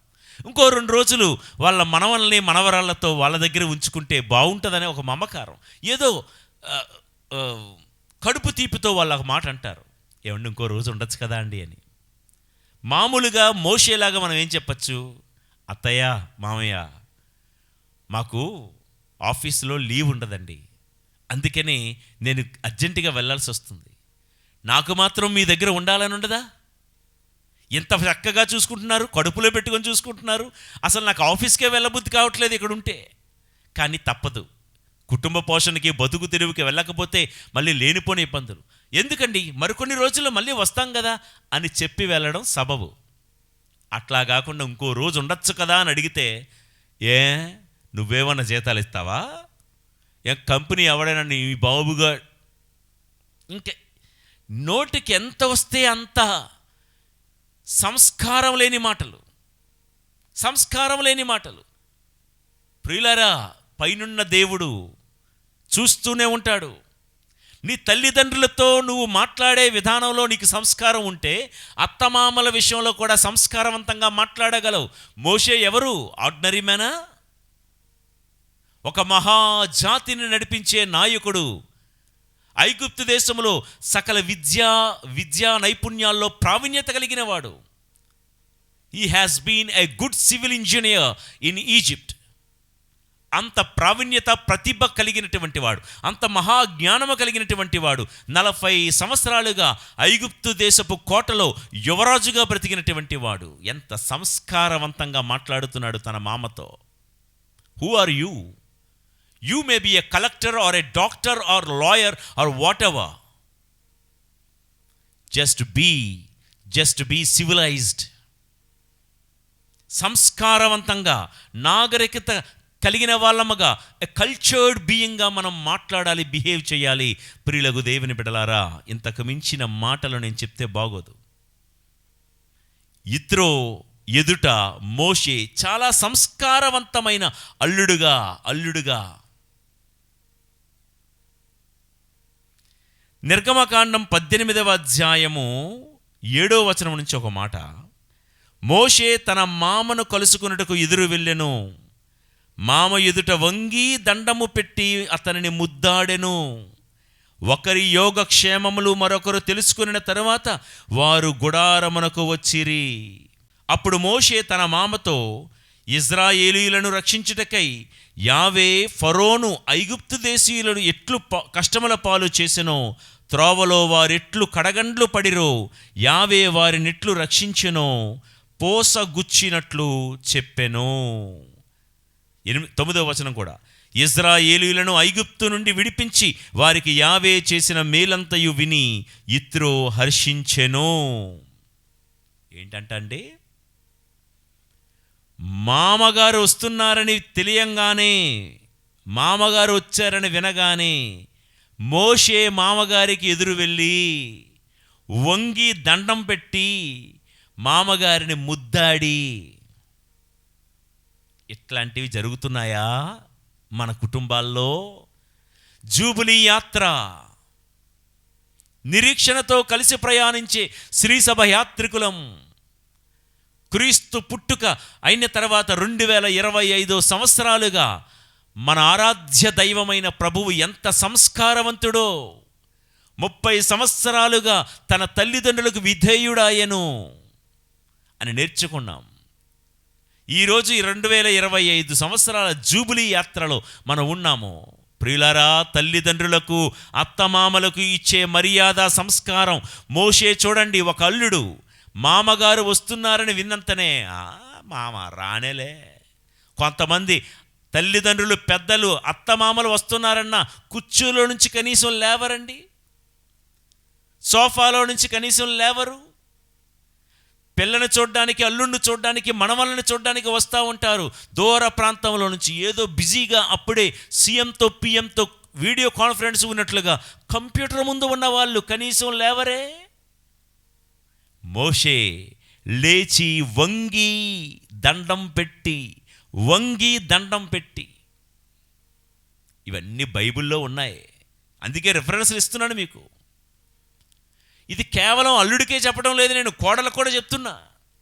ఓ కోడల పిల్ల, you may be a PhD degree holder, you may be a very good professor or a lecturer in a renowned university. I don't deny that. నువ్వు ఎంత విజ్ఞావంతురాలివైనా, ఎంత ఉద్యోగస్తురాలివైనా, నీకంటే వయసున పెద్దవారైన నీ అత్తమామలు కనిపించగానే లేచి వంగి దండం పెట్టేటంత, బయటికి కనిపించేటంత అవన్నీ లేకపోయినా ఆ మర్యాద, ఆ సంస్కారం ఉందా? ఒక్కసారి వినుటకు వీణులున్న వారు వినమని కోరుతూ ఉన్నాను. ప్రియులకు దేవుని బిడ్డలారా, మామను ముద్దాడి మోషే చూడండి ఎట్లా. మోషే గొప్ప నాయకుడు, ప్రతిష్ట, అధికారం కలిగిన వాడైనా మామగారి ముందు తన్ను తాను నేలమట్టుకు తగ్గించుకుని ఉన్నాడు. చెప్పాను కదండి, ఈ రోజుల్లో అత్తమామల్ని, తల్లిదండ్రుల్ని పలకరించే టైం కూడా లేదు. మోషే తన మామగారి ముందు తన దర్పాన్ని, తన డంభాన్ని ప్రదర్శించలేదు. ఎక్కడో చదివానండి, ఇంటికొచ్చిన అతిథులకు వీడ్కోలు చెప్పే విధానాలు 4 ఉంటాయండి. ఇంటికి ఎవరైనా గెస్ట్ వస్తే, మన చుట్టాలు, మన అంకుళ్ళు, ఆంటీ, మామ, అత్త ఎవరైనా వస్తే వారికి వీడ్కోలు చెప్పే విధానాలు 4 అంట. నెంబర్ 1, వాళ్ళు వెళ్ళిపోతూ ఉన్నప్పుడు సోఫాలే ఉండి బాయ్ ఆంటీ, బాయ్ అంకుల్ అన్నామంటే దాని అర్థం ఏంటంటే ఇక మళ్ళీ రావద్దు అని. వాళ్ళు వెళ్ళిపోతూ ఉన్నప్పుడు సోఫాలో ఉండి బాయ్ అండి, బాయ్ ఆంటీ అని చిన్న ప్లాస్టిక్ నవ్వు నవ్వి ఏంటి బాయ్ అని కూర్చొనే చెప్పామంటే మళ్ళీ రావద్దురా బాబు అని అర్థం అంట. ఇంటి గుమ్మం వరకు వచ్చి ఓకే బాయ్ అండి బాయ్ అండి గుమ్మం వరకు వచ్చినప్పుడు వచ్చి బాయ్ అని చెప్తే దాని అర్థం ఏంటంట, ఇప్పుడే కదా వచ్చావు, మళ్ళీ అప్పుడప్పుడే రావద్దు అని అర్థం అంట. మళ్ళీ అప్పుడప్పుడే రావద్దు అని అర్థం. గేటు వరకు వచ్చి, గేటు బయట వరకు వచ్చి కూడా బాయ్ బాయ్ బాయ్ బాయ్ అని చెప్పామంటే అప్పుడప్పుడు వస్తూ ఉండు, తరచూ రా అని అర్థం అంట. ఇక వెళ్తున్న వాళ్ళకి ఆ వీధి చివరి వరకు కూడా వచ్చి సాగనంపారనుకోండి, దాని అర్థం ఏంటంటే నువ్వు వెళ్ళడం మాకు చాలా బాధాకరం, ఈసారి వచ్చేటప్పుడు కనీసం ఒక వారం రోజులైనా సరే ఉండాలి అని దాని అర్థం అంట. మనలో చాలామంది ఏ టైపు, నా నోటితో చెప్పించకండి, మీకు తెలుసు కదా. నేను చెప్పే మాట ఏంటంటే ప్రియులకు దేవుని బిడలారా, బాధ్యత కలిగిన తండ్రి ఇత్రో, కృతజ్ఞత కలిగినటువంటి మామ తండ్రి ఇత్రో, స్వేచ్ఛనిచ్చిన మామ తండ్రి ఇత్రో, సంస్కారవంతుడైనటువంటి అల్లుడు మోషే, బంధాల విలువ తెలిసినటువంటి వాడు ఇత్రో అండి. మోషే ఐగుప్తుకు వెళ్ళే క్రమంలో కొన్ని కారణాల వలన మోషే భార్య సిప్పోరా, తన ఇద్దరు కుమారులు గెర్షోము ఎలియాజరు ఇత్రో గారి దగ్గరే ఉండిపోయారు. అయితే వినండి, మోషే గారు ఐగుప్తు దేశానికి వెళ్ళారు. ఐగుప్తు దేశానికి వెళ్ళి ఫరోతో పోట్లాడి ఇశ్రాయేలు ప్రజలందరినీ కూడా నడిపించుకొని వస్తూ ఉన్నాడు. సీనాయి పర్వతం దగ్గరికి చేరుకుంటున్నాడని ఇత్రో వినినంతనే, వినండి జాగ్రత్తగా, ఇందాక మనం చదువుకున్నాం కాదు, మళ్ళీ చదవట్లా. నిర్గమకాండం 18వ అధ్యాయం 1వ వచనం నుంచి, ఇత్రో వినినంతనే నా అల్లుడు చాలా రోజులైంది వెళ్ళి అక్కడ ఫరోతో పోట్లాడి ఎర్ర సముద్రాన్ని చీల్చుకొని అంతమంది ప్రజలు నడిపించుకొని వస్తున్నాడని, నా అల్లుడు వస్తున్నాడని వినినంతనే. ప్రియులకు దేవుని బిడలారా, ఇందాకలా మామ అల్లుడి దగ్గరికి వెళ్ళి కౌగిలించుకొని ముద్దాడాడు.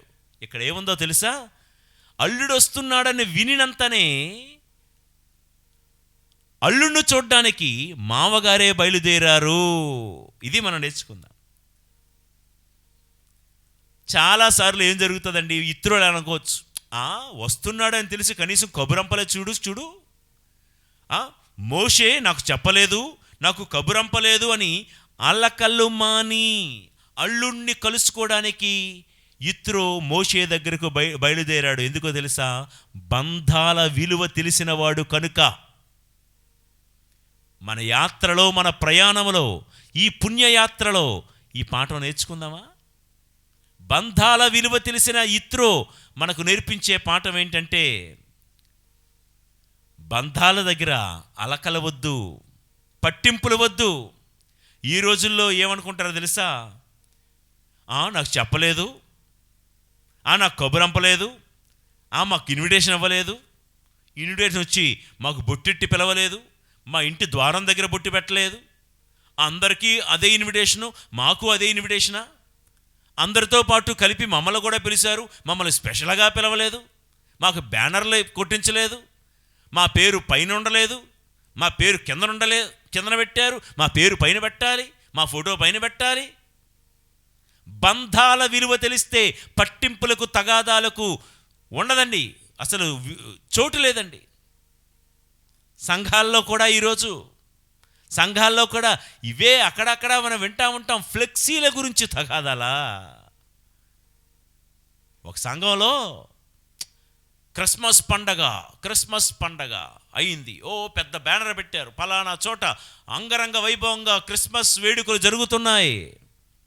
కానీ అక్కడ జరిగింది క్రిస్మస్ పూజ కాదు, క్రిస్మస్ వేడుక జరగలేదు.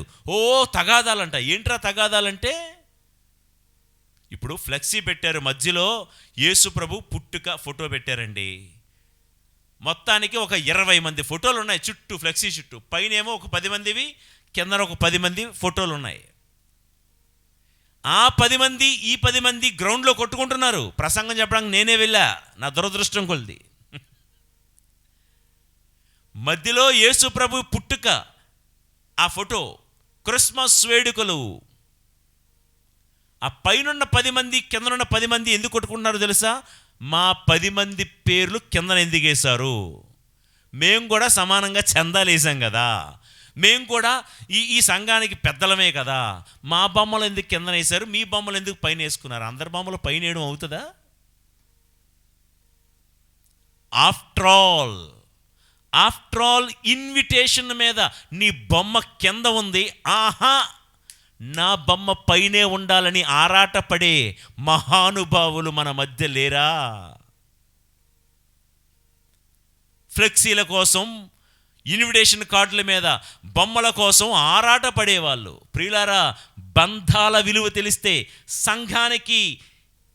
సంఘానికి నీకు ఉన్న బంధం గురించి తెలిస్తే, కాపరికి విశ్వాసులకు మధ్య ఉన్న బంధం గురించి తెలిస్తే ఈ ఫ్లెక్సీల గురించి గొడవలు ఉంటాయా? కుటుంబాల్లో కూడా మనం కుటుంబ సభ్యులమని ఆ బంధం గురించి తెలిస్తే తగాదాలు, పట్టింపులు ఎందుకుంటాయి? ప్రియులకు దేవుని బిడలారా, చూడండి, ఆ నిర్గమకాండం 18వ అధ్యాయము 6వ వచనములో యిత్రో ఏమంటున్నాడో చూడండి. మోషేతో, నీ భార్యతో 2 బిడ్డలతో నీ మామ యిత్రో నిన్ను చూడవచ్చెను. ఇది యిత్రో అన్నమాటే. ఎందుకంటే ఒక బానిసతో కబురు పెట్టినా బానిసలు తమంతట మాట్లాడరు. ఎగ్జాక్ట్గా ఏం చెప్పమన్నారో అదే చెప్తారు. ఏమంటున్నాడు యిత్రో మోషేతో? నీ భార్యతో. నా కూతురు అనలే. నా కూతురు, నా 2 మనవళ్ళు కలిసి వచ్చామండి నిన్ను చూడడానికి మోషే గారా అనలే. మోషేతో యిత్రో ఏమంటున్నాడంటే నీ భార్యతో. ప్రియులారా, ప్రతి ఇంట్లో తల్లిదండ్రులకు, అత్తమామలకు ఈ బంధాల విలువ తెలియాలి. యిత్రో ఏమంటున్నాడు? ఈమె నా కూతురైనప్పటికీ కూడా పెళ్ళి అయిపోయిన తర్వాత ఎవరిమే? నీ భార్య. ఇంట్లో తల్లిదండ్రులు, అత్తమామలు ఏమన్నారో తెలుసా? నా కొడుకు ఆ కోడలకి భర్త అయిన తర్వాతే నా కొడుకు. చాలామంది ఏం చెప్తారంటే, నిజమే, వాస్తవంగా ముందు నీకే కొడుకు, తర్వాత ఆవిడికి భర్త కదా. కానీ పెళ్ళి అయిపోయిన తర్వాత ప్రతి తల్లిదండ్రులు, అత్తమామలు ఏమనుకోవాలి తెలుసా? ఈ కూతురు అతనికి కోడలు, ఆ ఇంటికి భార్య అయిపోయింది కదా, అతనికి భార్య అయిన తర్వాతే నా ఇంటికి కోడలు, నా ఇంటికి కూతురు. అతనికి భార్య అయిన తర్వాతే నా కూతురు అవుతుంది. ముందు నా కూతురు, తర్వాతే అతనికి భార్యవి. నో. అలాగే తల్లిదండ్రులు ఏమనుకోవాలో తెలుసా? పెళ్ళికి ముందు నీ కొడుకే, పెళ్ళైన తర్వాత ముందు ఆ అమ్మాయికి భర్త, దాని తర్వాతే నీ కొడుకు. ఈ తేడా గమనించుకోవాలి. తెలియకే చాలా ఇళ్లలో తగాదాలు వస్తున్నాయి. ప్రియులకు దేవుని బిడ్డలారా, ఒక కూతురు పెళ్ళైపోయింది. పెళ్ళైపోయిన తర్వాత భర్త ఏదో చిరాకులో ఒక మాట అన్నాడో లేకపోతే ఒక దెబ్బ వేసాడో, అలిగి ఏడ్చుకుంటూ, పక్క వీధిలోనే ఉంటుందన్నమాట వాళ్ళ ఇల్లు, అలిగి భర్త మీద అలిగి కోపంతో ఏడ్చుకుంటూ ఇంటికి వెళ్ళిపోయింది. ఇంటికి వెళ్ళిపోయిన తర్వాత వాళ్ళ నాన్న పట్టుకొని, బోరున పట్టుకొని, డాడీ అతను నన్ను కొట్టాడు డాడీ, మా ఆయన నన్ను చెంప మీద కొట్టాడు డాడీ అంటుంటే, డాడీ అలా పెట్టి పాటమన్నాడు కొట్టి, ఏంటమ్మా మీ ఆయన నిన్ను కొట్టాడా? అవును డాడీ. అలాగంటుంటే నువ్వు కొడుతున్నావేంటి డాడీ? మళ్ళీ రెండోసారి, ఏంటమ్మా మీ ఆయన నిన్ను కొట్టాడా? డాడీ ఆయన కొట్టాడని చెప్తుంటే నువ్వు కూడా ఆపట్లేదేంటి డాడీ? మా ఆయన నన్ను కొట్టాడు, మా ఆయన కొట్టాడంటే మళ్ళా వాళ్ళ నాన్న అంటున్నాడు, ఏంటి మీ ఆయన నిన్ను కొట్టాడా అని మళ్ళీ 2 వేసాడంట. ఇంటికి వెళ్ళిపోయిన తర్వాత వాళ్ళ అమ్మ ఫోన్ చేసిందంట. మళ్ళీ ఇంటికి వచ్చేసింది సైలెంట్గా, భర్త దగ్గరికి వచ్చేసింది. అమ్మ వచ్చినట్టే వచ్చావు, ఇంటికి వెళ్ళిపోయావు, ఏమ్మా వెళ్ళిపోయావు మళ్ళీ మీ ఆయన దగ్గరికి, పక్క వీధే కదా, వెళ్ళిపోయిందంట. వాళ్ళ అమ్మతో చెప్తుందంట, మా ఆయన ఒక దెబ్బే కొట్టాడమ్మా, మీ ఆయన నాన్ స్టాప్ బస్సు, ఈ చెంప ఆ చెంప, ఈ చెంప ఆ చెంప వాయించాడు అంటే వెంటనే పక్కనున్న తండ్రి ఫోన్ తీసుకొని, రా బిడ్డ, నిన్ను కొట్టానని బాధపడకు, కొట్టిన ప్రతిసారి ముందు ఒక మాట అన్నాను. ఏమన్నాను? మీ ఆయన కొట్టాడంటే నువ్వేమంటున్నావు అంటే, డాడీ అతను కొట్టాడు, డాడీ డాడీ అంటున్నావు. నేను నీకు డాడీనే, కానీ పెళ్ళైన తర్వాత ఆయనే నీకన్నీ. చూసారా, పిల్లను సరిదిద్ది మందలించి ఎలా పంపించాడో. ఈ రోజుల్లోనా నిన్నంత మాట అన్నాడా? నీ మీద చెయ్యేసుకుంటాడా? రానే, వాడి సంగతి తెలుస్తానని నువ్వు వెళ్ళిపోతే ఆ కాపురం నిలబడుతుందా? తరాల తరాల తరబడి. ఇప్పుడైతే ఈ రోజైతే నీ బిడ్డను నీ ఇంట్లో పెట్టుకోగలవు, ఒక వారం పెట్టుకోగలవు, ఒక నెల రోజులు పెట్టుకోగలవు. కళ్ళకాలం పెట్టుకోగలవా? పెట్టుకున్నా మీరుండిపోతారా? ఒక్కసారి ఆలోచించమని కోరుతూ ఉన్నాను ప్రియులకు దేవుని బిడ్డలారా. బంధాల విలువ తెలిస్తే తగాదాలు ఉండవు, పట్టింపులు ఉండవు, అలకలు ఉండవు. అలకలు లేని ఇంట్లో విడాకులే ఉంటాయండి. అలకలు లేని ఇంట్లో విడాకులు ఉండవు. కాబట్టి ఈ విషయాన్ని గుర్తుపెట్టుకోండి, బంధాల విలువ తెలిసింది. ఇక చివరిగానే ముగిస్తున్నాను. మామని మార్చుకున్న అల్లుడు మోషే. ఈ మామగారు ఎవరన్నాను? ఇత్రో ఎవరు? మిద్యాను దేశములో ఒక పురోహితుడు, ఒక అన్య దేవతను ఆరాధించే ఒక యాజకుడు, ఒక పురోహితుడు. మిద్యాను పురోహితుడైన ఇత్రోను, ఒక అన్య ఆరాధికుడైనటువంటి ఇత్రోను మార్చుకున్నాడు మోషే. ఎలా తెలుసా? ఇందాక చదివాను చూసారా?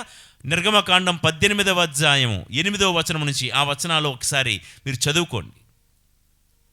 మోషే ఇత్రోను కలవడానికి వచ్చిన తర్వాత ఏమంటున్నాడంటే, మామగారు, నేను వెళ్ళాను కదా ఐగుప్తు దేశానికి, ఆ దేవుడి యొక్క మాట ప్రకారంగా ఫరో నుంచి ఎన్ని ప్రతికూలతలు వచ్చాయో, 10 తెగుళ్ళు పంపించాడు దేవుడు. అయినా తెగుళ్ళన్నిటి నుండి దేవుడు మమ్మల్ని కాపాడాడు.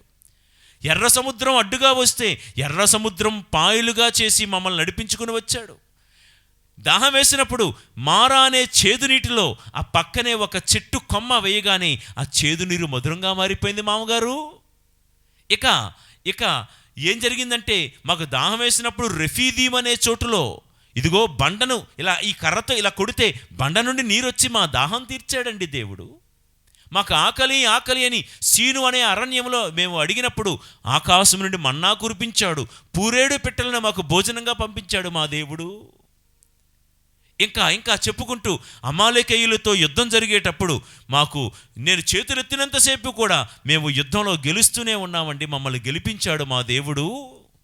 ఆయన యెహోవా నిస్సి, యావే నిస్సి అని ఆయనకు పేరు పెట్టుకున్నాం మేము అని దేవుడి గురించి చెప్తూ ఉంటే, ఇత్రో ఈ మాటలన్నీ విని ఏమన్నాడో తెలుసా అండి? ఈ మాటలన్నీ విని ఇత్రో ఎంతో హర్షించెను. ఆ 10వ మాట చదువుతాను. నిర్గమకాండం 18వ అధ్యాయం 10వ వచనము.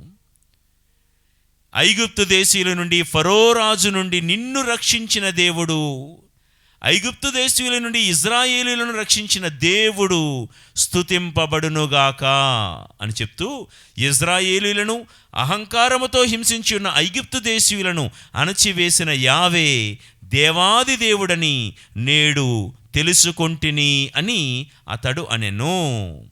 మోషే మామ ఇత్రో దేవునికి దహన బలులను అర్పించెను. వింటున్నారండి? ఎంత ముందు వరకు ఈ ఇత్రో అన్య దేవతలకు బలి అర్పించేవాడు. ఎప్పుడైతే మోషే చెప్పగా యావే దేవుడి యొక్క గొప్పతనాన్ని విన్నాడో, అన్య దేవతలకు పూజారి అయినటువంటి ఇత్రో యావే దేవునికి నిత్య పూజారిగా మారిపోయాడు. ప్రియులకు దేవుని బిడ్డలారా, కొన్నిసార్లు పిల్లనిచ్చిన అత్తమామలకు మన దేవుడి గొప్పతనం తెలియకపోవచ్చు. నీవు ఆరాధిస్తున్న దేవుడి యొక్క గొప్పతనం తెలియకపోవచ్చు. అందుకనే మనం ఆరాధించే దేవుడి గురించి చులకనగా వారు మాట్లాడుతూ ఉండొచ్చు. వాళ్ళు ఎంత కవ్వించినా చులకనగా చేసి మాట్లాడుతూ ఉన్నా, మీ దేవుడేంటి ఎలాంటి దేవుడు అని చులకనగా మాట్లాడుతున్నా, వారి గురించి ఆర్గ్యుమెంట్స్ పెట్టుకోవద్దు. వారి గురించి అనవసరమైనటువంటి వాగ్వివాదాలకు దిగవద్దు. నువ్వు మౌనంగా ఉండు. మోషే తన ప్రవర్తన ద్వారా తన దేవుడు ఎంత గొప్పవాడో నిరూపించుకున్నట్లుగా, మీ అత్తమామల ముందు నీ వినయము, నీ సాత్వికత, నీ మంచితనము, నీ ప్రేమ, నీ క్షమాగుణము, నీ ప్రార్థనా గుణము ద్వారా నీ దేవుడు ఎంత గొప్పవాడో వాళ్ళకు నిరూపించు. నువ్వు సైలెంట్గా ఉండు, దేవుడు మాట్లాడతాడు వాళ్ళతో. నువ్వు మాట్లాడితే దేవుడు సైలెంట్గా ఉండిపోతాడు. ప్రియులకు దేవుని బిడ్డలారా, అనవసరమైన వాగ్వివాదాలు వద్దు. అనుకూల సమయంలో దేవుడు స్పందిస్తాడు. మోషే మనసులో బాధపడి ఉంటాడు. అరే, పిల్లనిచ్చిన ఆ మామగారు చాలా మంచోడే ఇత్రో, కానీ నేను ఆరాధించే దేవుణ్ణి మా మామగారు ఆరాధించడం లేదనే బాధ ఉండొచ్చు. కానీ మోషే సైలెంట్గా ఉండిపోయాడు. సైలెంట్గా ఉన్నాడు. దేవుడు ఇత్రోతో మాట్లాడాడు. వింటున్నారు ఈ మాట? దేవుడు ఇత్రోతో మాట్లాడాడు. దేవుడే మార్చుకుంటాడండి. ప్రియ కోడల పిల్లలారా, వాక్యం వింటున్న వాళ్ళు, మీ అత్తవారింటిలో మీ అత్తమామలు కానీ, మీ అత్తవారింట్లో ఉన్నటువంటి మీ ఆడపడుచులు, మీ మరుదులు కానీ, మీరు నమ్ముకున్న దేవుణ్ణి వారు నమ్ముకోవటం లేదు అని దిగులు కృంగుబాటు మీలో ఉంటే, మోషేలాగా మీరు సైలెంట్గా ఉండండి. మీ ప్రవర్తన ద్వారా మీరు సైలెంట్గా ఉండి దేవుడి పట్ల నమ్మకంగా ఉంటే, దేవుడే ఇత్రోతో ఒకరోజు మాట్లాడాడు కదా, అలా దేవుడే వారితో మాట్లాడినవ్వండి. మీరు మాట్లాడకండి. మీరు అనవసరమైన వాగ్వివాదాలు, ఆర్గ్యుమెంట్స్ ఎప్పుడు చేసుకోకండి. అందరితో సౌమ్యంగా ఉండండి. వారు వేరే మతస్థులైనా, వేరే మత సంప్రదాయాలకు చెందిన వారైనా. ఇత్రో ఎవరు? మిద్యాను పురోహితుడు అయినా మోషే యావే దేవుడు గురించి తెలిసిన, యావే దేవుడు గురించి సమయం వచ్చినప్పుడే మాట్లాడాడు తప్ప, మామగారు మీరు నమ్ముకోండి, మా దేవుడు గొప్పోడు, మా దేవుడే గొప్పోడు అని ఎప్పుడు కూడా అనవసరమైన ఆర్గ్యుమెంట్స్కి వెళ్ళలేదు. ఈవెన్ సిప్పోరా విషయంలో కూడా, సిప్పోరా కూడా వెంటనే మారలేదు. ఎప్పుడు మారింది? ఇదిగో దేవుడు ఒకరోజు కనబడి, నీ భర్త అయిన మోషేను నేను చంపేస్తాను. అది ఆ మాట నిర్గమకాండం ప్రారంభ అధ్యాయాల్లో 3-4 అధ్యాయాల్లో ఉంటుంది. పిల్లల్ని కన్న తర్వాత కూడా మోషే గారి యొక్క సంప్రదాయానుసారంగా పిల్లలకి సున్నతి చేయించలేదు. అప్పుడు పిల్లవాడికి సున్నతి చేయించి అప్పుడు అంటుంది ఏమని? ఇదిగో నేడు నీవు నాకు రక్త సంబంధమైన పెనిమిటివయ్యావు అని సిప్పోరా కూడా ఆ రోజున దేవుణ్ణి ఆరాధించడం మొదలుపెట్టింది. ప్రియులకు దేవుని బిడ్డలారా, దేనికైనా ఒక టైం రావాలి. ఇత్రో మంచి ఆలోచనకర్త. నిర్గమకాండం 18వ అధ్యాయం 13వ వచనము. మరునాడు మోషే ఇజ్రాయేలీయులకు తీర్పులు తీర్చుటకు కొలువుదీరెను. ఉదయం నుండి సాయంకాలం వరకు వారు అతని చుట్టూ నిలబడిరి. మోషే ఇజ్రాయేలీయుల కొరకు పడిన పాటులెల్లా చూచి అతని మామ ఇత్రో, ఈ ప్రజల కొరకు నీవు ఈ బరువల్లా నెత్తికెత్తుకొననేలా? ఉదయము నుండి సాయంకాలం వరకు వీరందరూ చుట్టి నిలిచి ఉండ నీ ఒక్కడవే ఇక్కడ కూర్చుండనేలా అనెను. తర్వాత ఆ మాటలు, వీళ్ళందరూ ఇంతమంది ఉన్నారు కదా, వీళ్ళు తగులన్నీ కూడా నేను తీర్చాలి కదా అని చెప్తూ ఉంటున్నప్పుడు 17వ వచనము ఈ మాట చూడండి. మోషే మామ ఇత్రో అతనితో, నాయనా, ఈ పనంతయు నీ మీద వేసుకునట మంచిది కాదు. అట్లయినచో నీవు తట్టుకొనలేక నలిగిపోయేదవు, నీతో పాటు ఈ ప్రజలను నలిగిపోయేదరు. ఈ పని నీ తలకు మించినట్టిది, దీనిని నీ ఒక్కడవే చెయ్యజాలవు. నా ఉపదేశమును పాటింపము, దేవుడు నీకు తోడుగా ఉండును. నీవు దేవుని ఎదుట ఈ ప్రజలకు ప్రతినిధిగా ఉండుము. వారి తగవలు గూర్చి ఆయనతో చెప్పుము. 21వ వచనము. ఈ ప్రజలందరిలో సమర్థులను, దైవభీతి గల వారిని, విశ్వాసపాత్రులను, లంచగొండులు కాని వారిని ఏరి వారికి నాయకులుగా చెయ్యము. 1000 మందికి, 100 మందికి, 50 మందికి, 10 మందికి ఒక్కొక్కని చెప్పున నాయకులను నియమింపుము. సలహా మండలి ఏర్పాటు చెయ్యమని మోషేకు చక్కటి సలహా ఇచ్చినటువంటి వాడు ఇత్రో. ఈ రోజుల్లో ఉన్న అసోసియేషన్స్, కౌన్సిల్ మెంబర్స్ కోర్టులో ఉన్నటువంటి లో బెంచు, హయ్యర్ బెంచు, జిల్లా కోర్టు, ఫ్యామిలీ కోర్టు అని, తర్వాత హైకోర్టు అని, సుప్రీంకోర్టు అని, ఈ వ్యవస్థలన్నీ ఇత్రో గారికి రుణపడి ఉండాలి. ఎందుకంటే ఈ చిన్న చిన్న సలహా మండలులు, finance committee, council committee, senate meeting, general body meeting, ex officio members meeting, parish pastoral council, PPC members. ఇవన్నీ ఏంటి? యిత్రో గారు మోషే గారికి ఇచ్చిన సలహా. ఎందుకంటే 40 లక్షల మందికి నీ ఒక్కడవే తీర్పు తీర్చట నీకు తలకు మించిన భారం. 1000 మందికి ఒకడిని, 100 మందికి ఒకడిని, 10 మందికి ఒకడిని, వారిలో వారినే 10 మందికి ఒక నాయకుడిని నియమించు. ఈ 10 మందిలో ఎవరికైనా ఏదైనా సమస్య వస్తే ఈ 10 మంది అక్కడున్న చిన్న నాయకుడితో చెప్పుకోవాలి.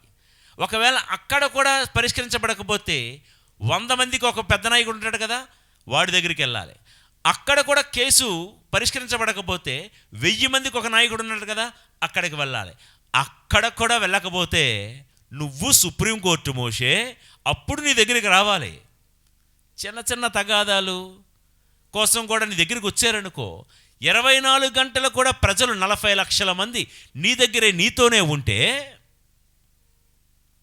ఇక నీకు తినటానికి టైం ఉండదు, నీ కుటుంబానికి టైం ఉండదు, దేవుడికి ప్రార్థన చేయడానికి టైం ఉండదు అని చక్కటి సలహా, అల్లుడికి చక్కటి సలహా ఇచ్చిన మంచి మామగారు. ప్రియులకు దేవుని బిడ్డలారా, సలహా విన్న మోషే మామగారు చెప్పినట్లే చేసెను. ప్రియ దేవుని బిడ్డలారా, నిర్గమకాండం 18వ అధ్యాయం నుంచి సంఖ్యాకాండం 10వ అధ్యాయం వరకు చాలా విషయాలు, చాలా సందర్భాలు ఇక్కడ ఈ సీనాయి కొండ వద్దే సుమారు 11 నెలల పాటు ఇక్కడే విడిది చేసినట్లుగా మనం గతంలో విన్నాం కదా. ఈ 11 నెలల్లో ఎన్ని కేసులు వచ్చుంటాయి, ఈ 40 లక్షల మంది ఎన్ని తగాదాలు, ఎన్ని కయ్యాలు, ఎన్ని మనస్పర్ధలు వచ్చుంటాయి. అక్కడే ఈ న్యాయ వ్యవస్థను మామగారైన యిత్రో గారి యొక్క సలహా మేరకు మోషే గారు స్థాపించారండి. అందుకనే ఫ్యామిలీ కోర్ట్, లో కోర్ట్, హైకోర్టు, సుప్రీంకోర్టు ఇట్లాంటి కోర్టులన్నీ కూడా రావడానికి కారణం ఇది. చివరిగా మామకు కొడుకైన అల్లుడు సీనాయి నుండి కనాను వైపు వెళ్తూ వెళ్తూ యిత్రోతో మోషే గారు అన్న చివరి మాటలు వింటే చూద్దాం. సంఖ్యాకాండం 10వ అధ్యాయం 29వ వచనము నుంచి. మోషే మిద్యానీయుడైన తన మామ యిత్రో లేదా రౌవేలు కుమారుడగు హాబాబుతో, మేము ప్రభువు ప్రమాణము చేసిన భూమికి కదలిపోవుచున్నాము. ప్రభువు ఇజ్రాయేలునకు సిరి సంపదలు ఇచ్చును. నీవు కూడా మాతో రమ్ము, మేము మీకు మేలు చేసేదము. ఏమంటున్నాడు చూసారా?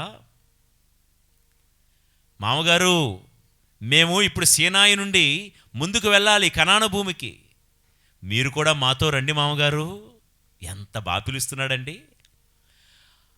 వరసకు అల్లుడైన ఒక కొడుకు తండ్రిని పిలిచినట్లుగా, నాన్న మాతో రావా అని ఎలా పిలుస్తామో మామగారిని, మామగారు మీకు అందరూ కూతురులే కదా, 7 కూతురులే కదా, కొడుకులు లేరు కదా, నేనే మీ కొడుకుని, మీరు కూడా మాతో వచ్చేయచ్చు కదా. ఈ అరణ్యంలో మాకు ఎటు వెళ్ళాలో ఎలా వెళ్ళాలో మాకు మార్గం తెలియదు, మీరు ఇక్కడే పుట్టి పెరిగారు కదా, మీకంతా కూడా కొట్టిన పిండి, ఏ ప్రాంతంలో ఎక్కడ ఆగాలో ఎలా వెళ్ళాలో మీరు పెద్ద దిక్కుగా ఉండి మాకు మార్గం చూపించండి, మీరు మాతో రండి, ఎలా వెళ్ళాలో ఎక్కడికి వెళ్ళాలో మాకు మార్గం చూపించండి. మోషే గారు పెద్ద నాయకుడే, ఎక్స్పీరియన్స్ ఉంది. కానీ తన మామగారితో ఏమంటున్నాడంటే, నాకు తెలుసులే, నువ్వేంది నాకు చెప్పేది, ముసలోడివి అనలేదండి. నువ్వు పెద్దోడివి, నీకు అనుభవం ఎక్కువ, ఈ ఊరిలో ఎక్కడ ఏ ప్రాంతంలో ఏం దొరుకుతుందో ఎక్కడికి వెళ్ళాలో నీకు తెలుసు. కాబట్టి బ్రతిమలాడుతున్నాడు ఒక రకంగా మామగారిని. మోషే 31వ వచనంలో ఏమంటున్నారో విందామండి. నీవు మమ్ము విడనాడవలదు, ఈ ఎడారిలో మేమెక్కడ విడిది చేయవలెనో నీకు బాగుగా తెలియను కనుక మాకు మార్గదర్శకుడుగా ఉండుము. వింటున్నారండి? మీరు మాతో వచ్చేయండి మామగారు, మీరు మమ్మల్ని విడనాడవద్దండి. ప్రియులకు దేవుని బిడలారా, భర్తలకు ఒక మాట చెప్పాలనుంది. నీకు మంచి భార్యను ఇచ్చిన నీ అత్తమామలకు, వృద్ధాప్యంలో ఉన్న నీ తల్లిదండ్రులను ఎల్లప్పుడూ కనిపెట్టుకునే ఉండు. వృద్ధాప్యంలో ఉన్న నీ తల్లిదండ్రులను ఎలాగైతే ప్రేమగా కనిపెట్టుకొని మమకారంతో చూసుకుంటున్నావో, నీకు మంచి భార్యనిచ్చిన నీ అత్తమామలను కూడా అంతే మమకారంతో చూసుకో. అంతేగాని పెళ్ళయి 10 సంవత్సరాలు 20 సంవత్సరాలు అయిపోయినా ఇంకా అత్తమామల నుండి ఏం రావాలా అని ఆలోచించే అల్లుళ్ళుగా బ్రతకద్దు. ఏమండి మా వాళ్ళు పెట్టిన బండే కదండి ఇది అంటున్నావు. ఎప్పుడో 10 ఏళ్ళ క్రితం పెట్టారు, మళ్ళీ ఇంకో కొత్త బండి ఎవరా? చిన్నల్లుడికి పెట్టారు కదా, పెళ్ళైన కొత్తలో నీకు పెట్టారు, నీకు పెట్టాల్సిన నీకు పెట్టారు. చిన్నల్లుడికి నీకు వాళ్ళకి ఎంత 5 సంవత్సరాల గ్యాప్. అప్పుడు నీకు పెట్రోల్ బండి ఇచ్చారు, ఇప్పుడు బ్యాటరీ బండ్లు వచ్చాయి. ఆడికి బ్యాటరీ బండి ఇచ్చారు, నాకు బ్యాటరీ బండే కావాలి. బాబు, నీకు పెట్టాల్సినవి నీకు పెట్టారు కదా. ప్రియులకు దేవుని బిడ్డలారా, ఇంకా అత్తమామల నుండి ఏం వస్తుందోనని ఎదురు చూసేవాళ్ళు ఉంటున్న ఈ రోజుల్లో మోషే ఒక మంచి అల్లుడిగా ఏం నేర్పిస్తున్నాడో తెలుసా? అత్తమామలకే ఏదో ఇవ్వాలని చూసిన అల్లుడు మోషే. వింటున్నారు ఈ మాట? చివరిగా ఒక బంగారం లాంటి మాట చెప్తాను, గుండెల్లో పెట్టుకోండి. కాలం ఉన్నప్పుడే అందరూ కలిసి ఉండాలి. కాలం దాటిపోయాక ఎంత కలవరించినా ఎవరు తిరిగి రారు. కావాలనుకున్నా కలిసి ఉండలేరు. వింటున్నారండి? కాలం ఉన్నప్పుడే అందరూ కలిసి ఉండాలండి. కాలం దాటిపోయాక నువ్వెంత కలవరించినా వెళ్ళిపోయిన వాళ్ళు తిరిగి రాలేరు. కావాలనుకున్నా కలిసి ఉండలేరు. ప్రియులారా, నిరీక్షణతో కలిసి ప్రయాణిస్తున్న శ్రీసభ యాత్రికులమైన మనము మన గురి, మన గమ్యము, మన లక్ష్యమైన పరలోక కణాను మనం చేరాలి అంటే ఈ యాత్రలో ఈ మామ అల్లుళ్ళ బంధమే కాదు, భార్యాభర్తల బంధాల్లో, తోడబుట్టిన వాళ్ళ బంధాల్లో, సంఘములో సేవకులు విశ్వాసుల మధ్య ఉన్న ఆ బంధాల్లో ఎల్లప్పుడూ ఇత్రో మోషేల బంధాన్ని పోలి అలకకు, లేకపోతే పట్టింపులకు, లేకపోతే మనస్పర్ధలకు తావేయకుండా బంధం విలువ తెలిసి నిత్యము కూడా కలకాలం పచ్చగా జీవిద్దాం. ఈ ప్రయాణంలో, ఈ ప్రయత్నంలో దేవాది దేవుడు మనకు నిత్యము తోడై ఉండి కాపాడుదురుగాక. ఆమేన్. ప్రార్థించుదము. పరిశుద్ధుడా మా దేవా తండ్రి, మా ఈ ప్రయాణంలో మామ అల్లుళ్ళ బంధం గురించి మేము ధ్యానిస్తూ, ఇత్రో గురించి ఎన్నో బాధ్యత కలిగినటువంటి తండ్రి అని, కృతజ్ఞత కలిగిన తండ్రి అని, స్వేచ్ఛను ఇచ్చిన ఒక మామ అని, బంధాల విలువ ఎరిగినటువంటి వాడని ఇత్రో గురించి మేము ఎన్నో పాఠాలు విన్నాము. దేవా, తల్లిదండ్రులుగా, అత్తమామలుగా మేము లేనిపోని పట్టింపులకు మేము తావీయకుండా, అనవసరమైన జోక్యాలు, పెద్దరికాలు మేము చేయకుండా, మా పెద్దరికాన్ని మేము కాపాడుకుంటూనే పెళ్ళైనటువంటి పిల్లలకు స్వేచ్ఛనిచ్చే బాధ్యత కలిగినటువంటి పెద్దరికాన్ని కలిగి జీవించే కృప మాకు దయచేయు. అదేవిధముగా పెద్దవాళ్ళతో, అత్తమామలతో సంస్కారవంతంగా మాట్లాడిన మోషే గురించి కూడా మేము విన్నాం. ప్రభు, మోషే ఏ రీతిగా అయితే తన దేవుడి గురించి తన మామకు వివరించి అన్యుడైన తన మామను విశ్వాసిగా మార్చుకున్నట్లుగా, మా చుట్టుపక్కల ఉన్న మా బంధువుల విషయంలో కూడా మేము నిజదేవుడు అయినటువంటి వారు కూడా నిన్ను తెలుసుకునేలాగున, నిజదేవుడైన నిన్నే తెలుసుకునేటట్లుగా మా ప్రవర్తన ద్వారా వారిని ఆకట్టుకునే కృప మాకు దయచేయండి. అదేవిధముగా వారు వీరు ఏమిస్తారని ఎదురు చూసేవానిగా కాకుండా మోషే తన అత్తమామలకు ఏదివ్వాలో అని ఆలోచిస్తున్నాడు. మేము కూడా పెద్దల నుంచి, తల్లిదండ్రుల నుంచి ఇంకా ఏమొస్తుందో అని ఆలోచించేవారముగా మిగిలిపోకుండా వారికి ఏదైనా ఇవ్వాలి, ఏదైనా చెయ్యాలి, సంఘం నుంచి ఏమొస్తుందో అని ఎదురు చూడకుండా సంఘానికి మేమేం చెయ్యాలని తపన కలిగి జీవించే కృప మాకు దయచేయు. కాలం ఉన్నప్పుడే అందరూ కలిసి ఉండాలి. కాలం దాటిపోయాక ఎంత కలవరించినా ఎవరు తిరిగి రారు. కావాలనుకున్న కలిసి ఉండలేమని కనువిప్పు మా అందరికీ దయచేయమని మా ప్రభువైన యేసు పవిత్ర నామములో ఈ ప్రార్థన చేయుచున్నాము తండ్రి. ఆమెన్. ప్రభువు మీతో ఉందురుగాక. మీ ఆత్మతోనూ ఉండునుగాక. సర్వశక్తిగల సర్వేశ్వరుడు పితా పుత్ర పవిత్రాత్మదేవుని దీవెనలు సర్వదా మీకు తోడై ఉండి మీ యాత్రలో నిత్యము మిమ్ము నడిపించి సర్వదా కాపాడుదురుగాక.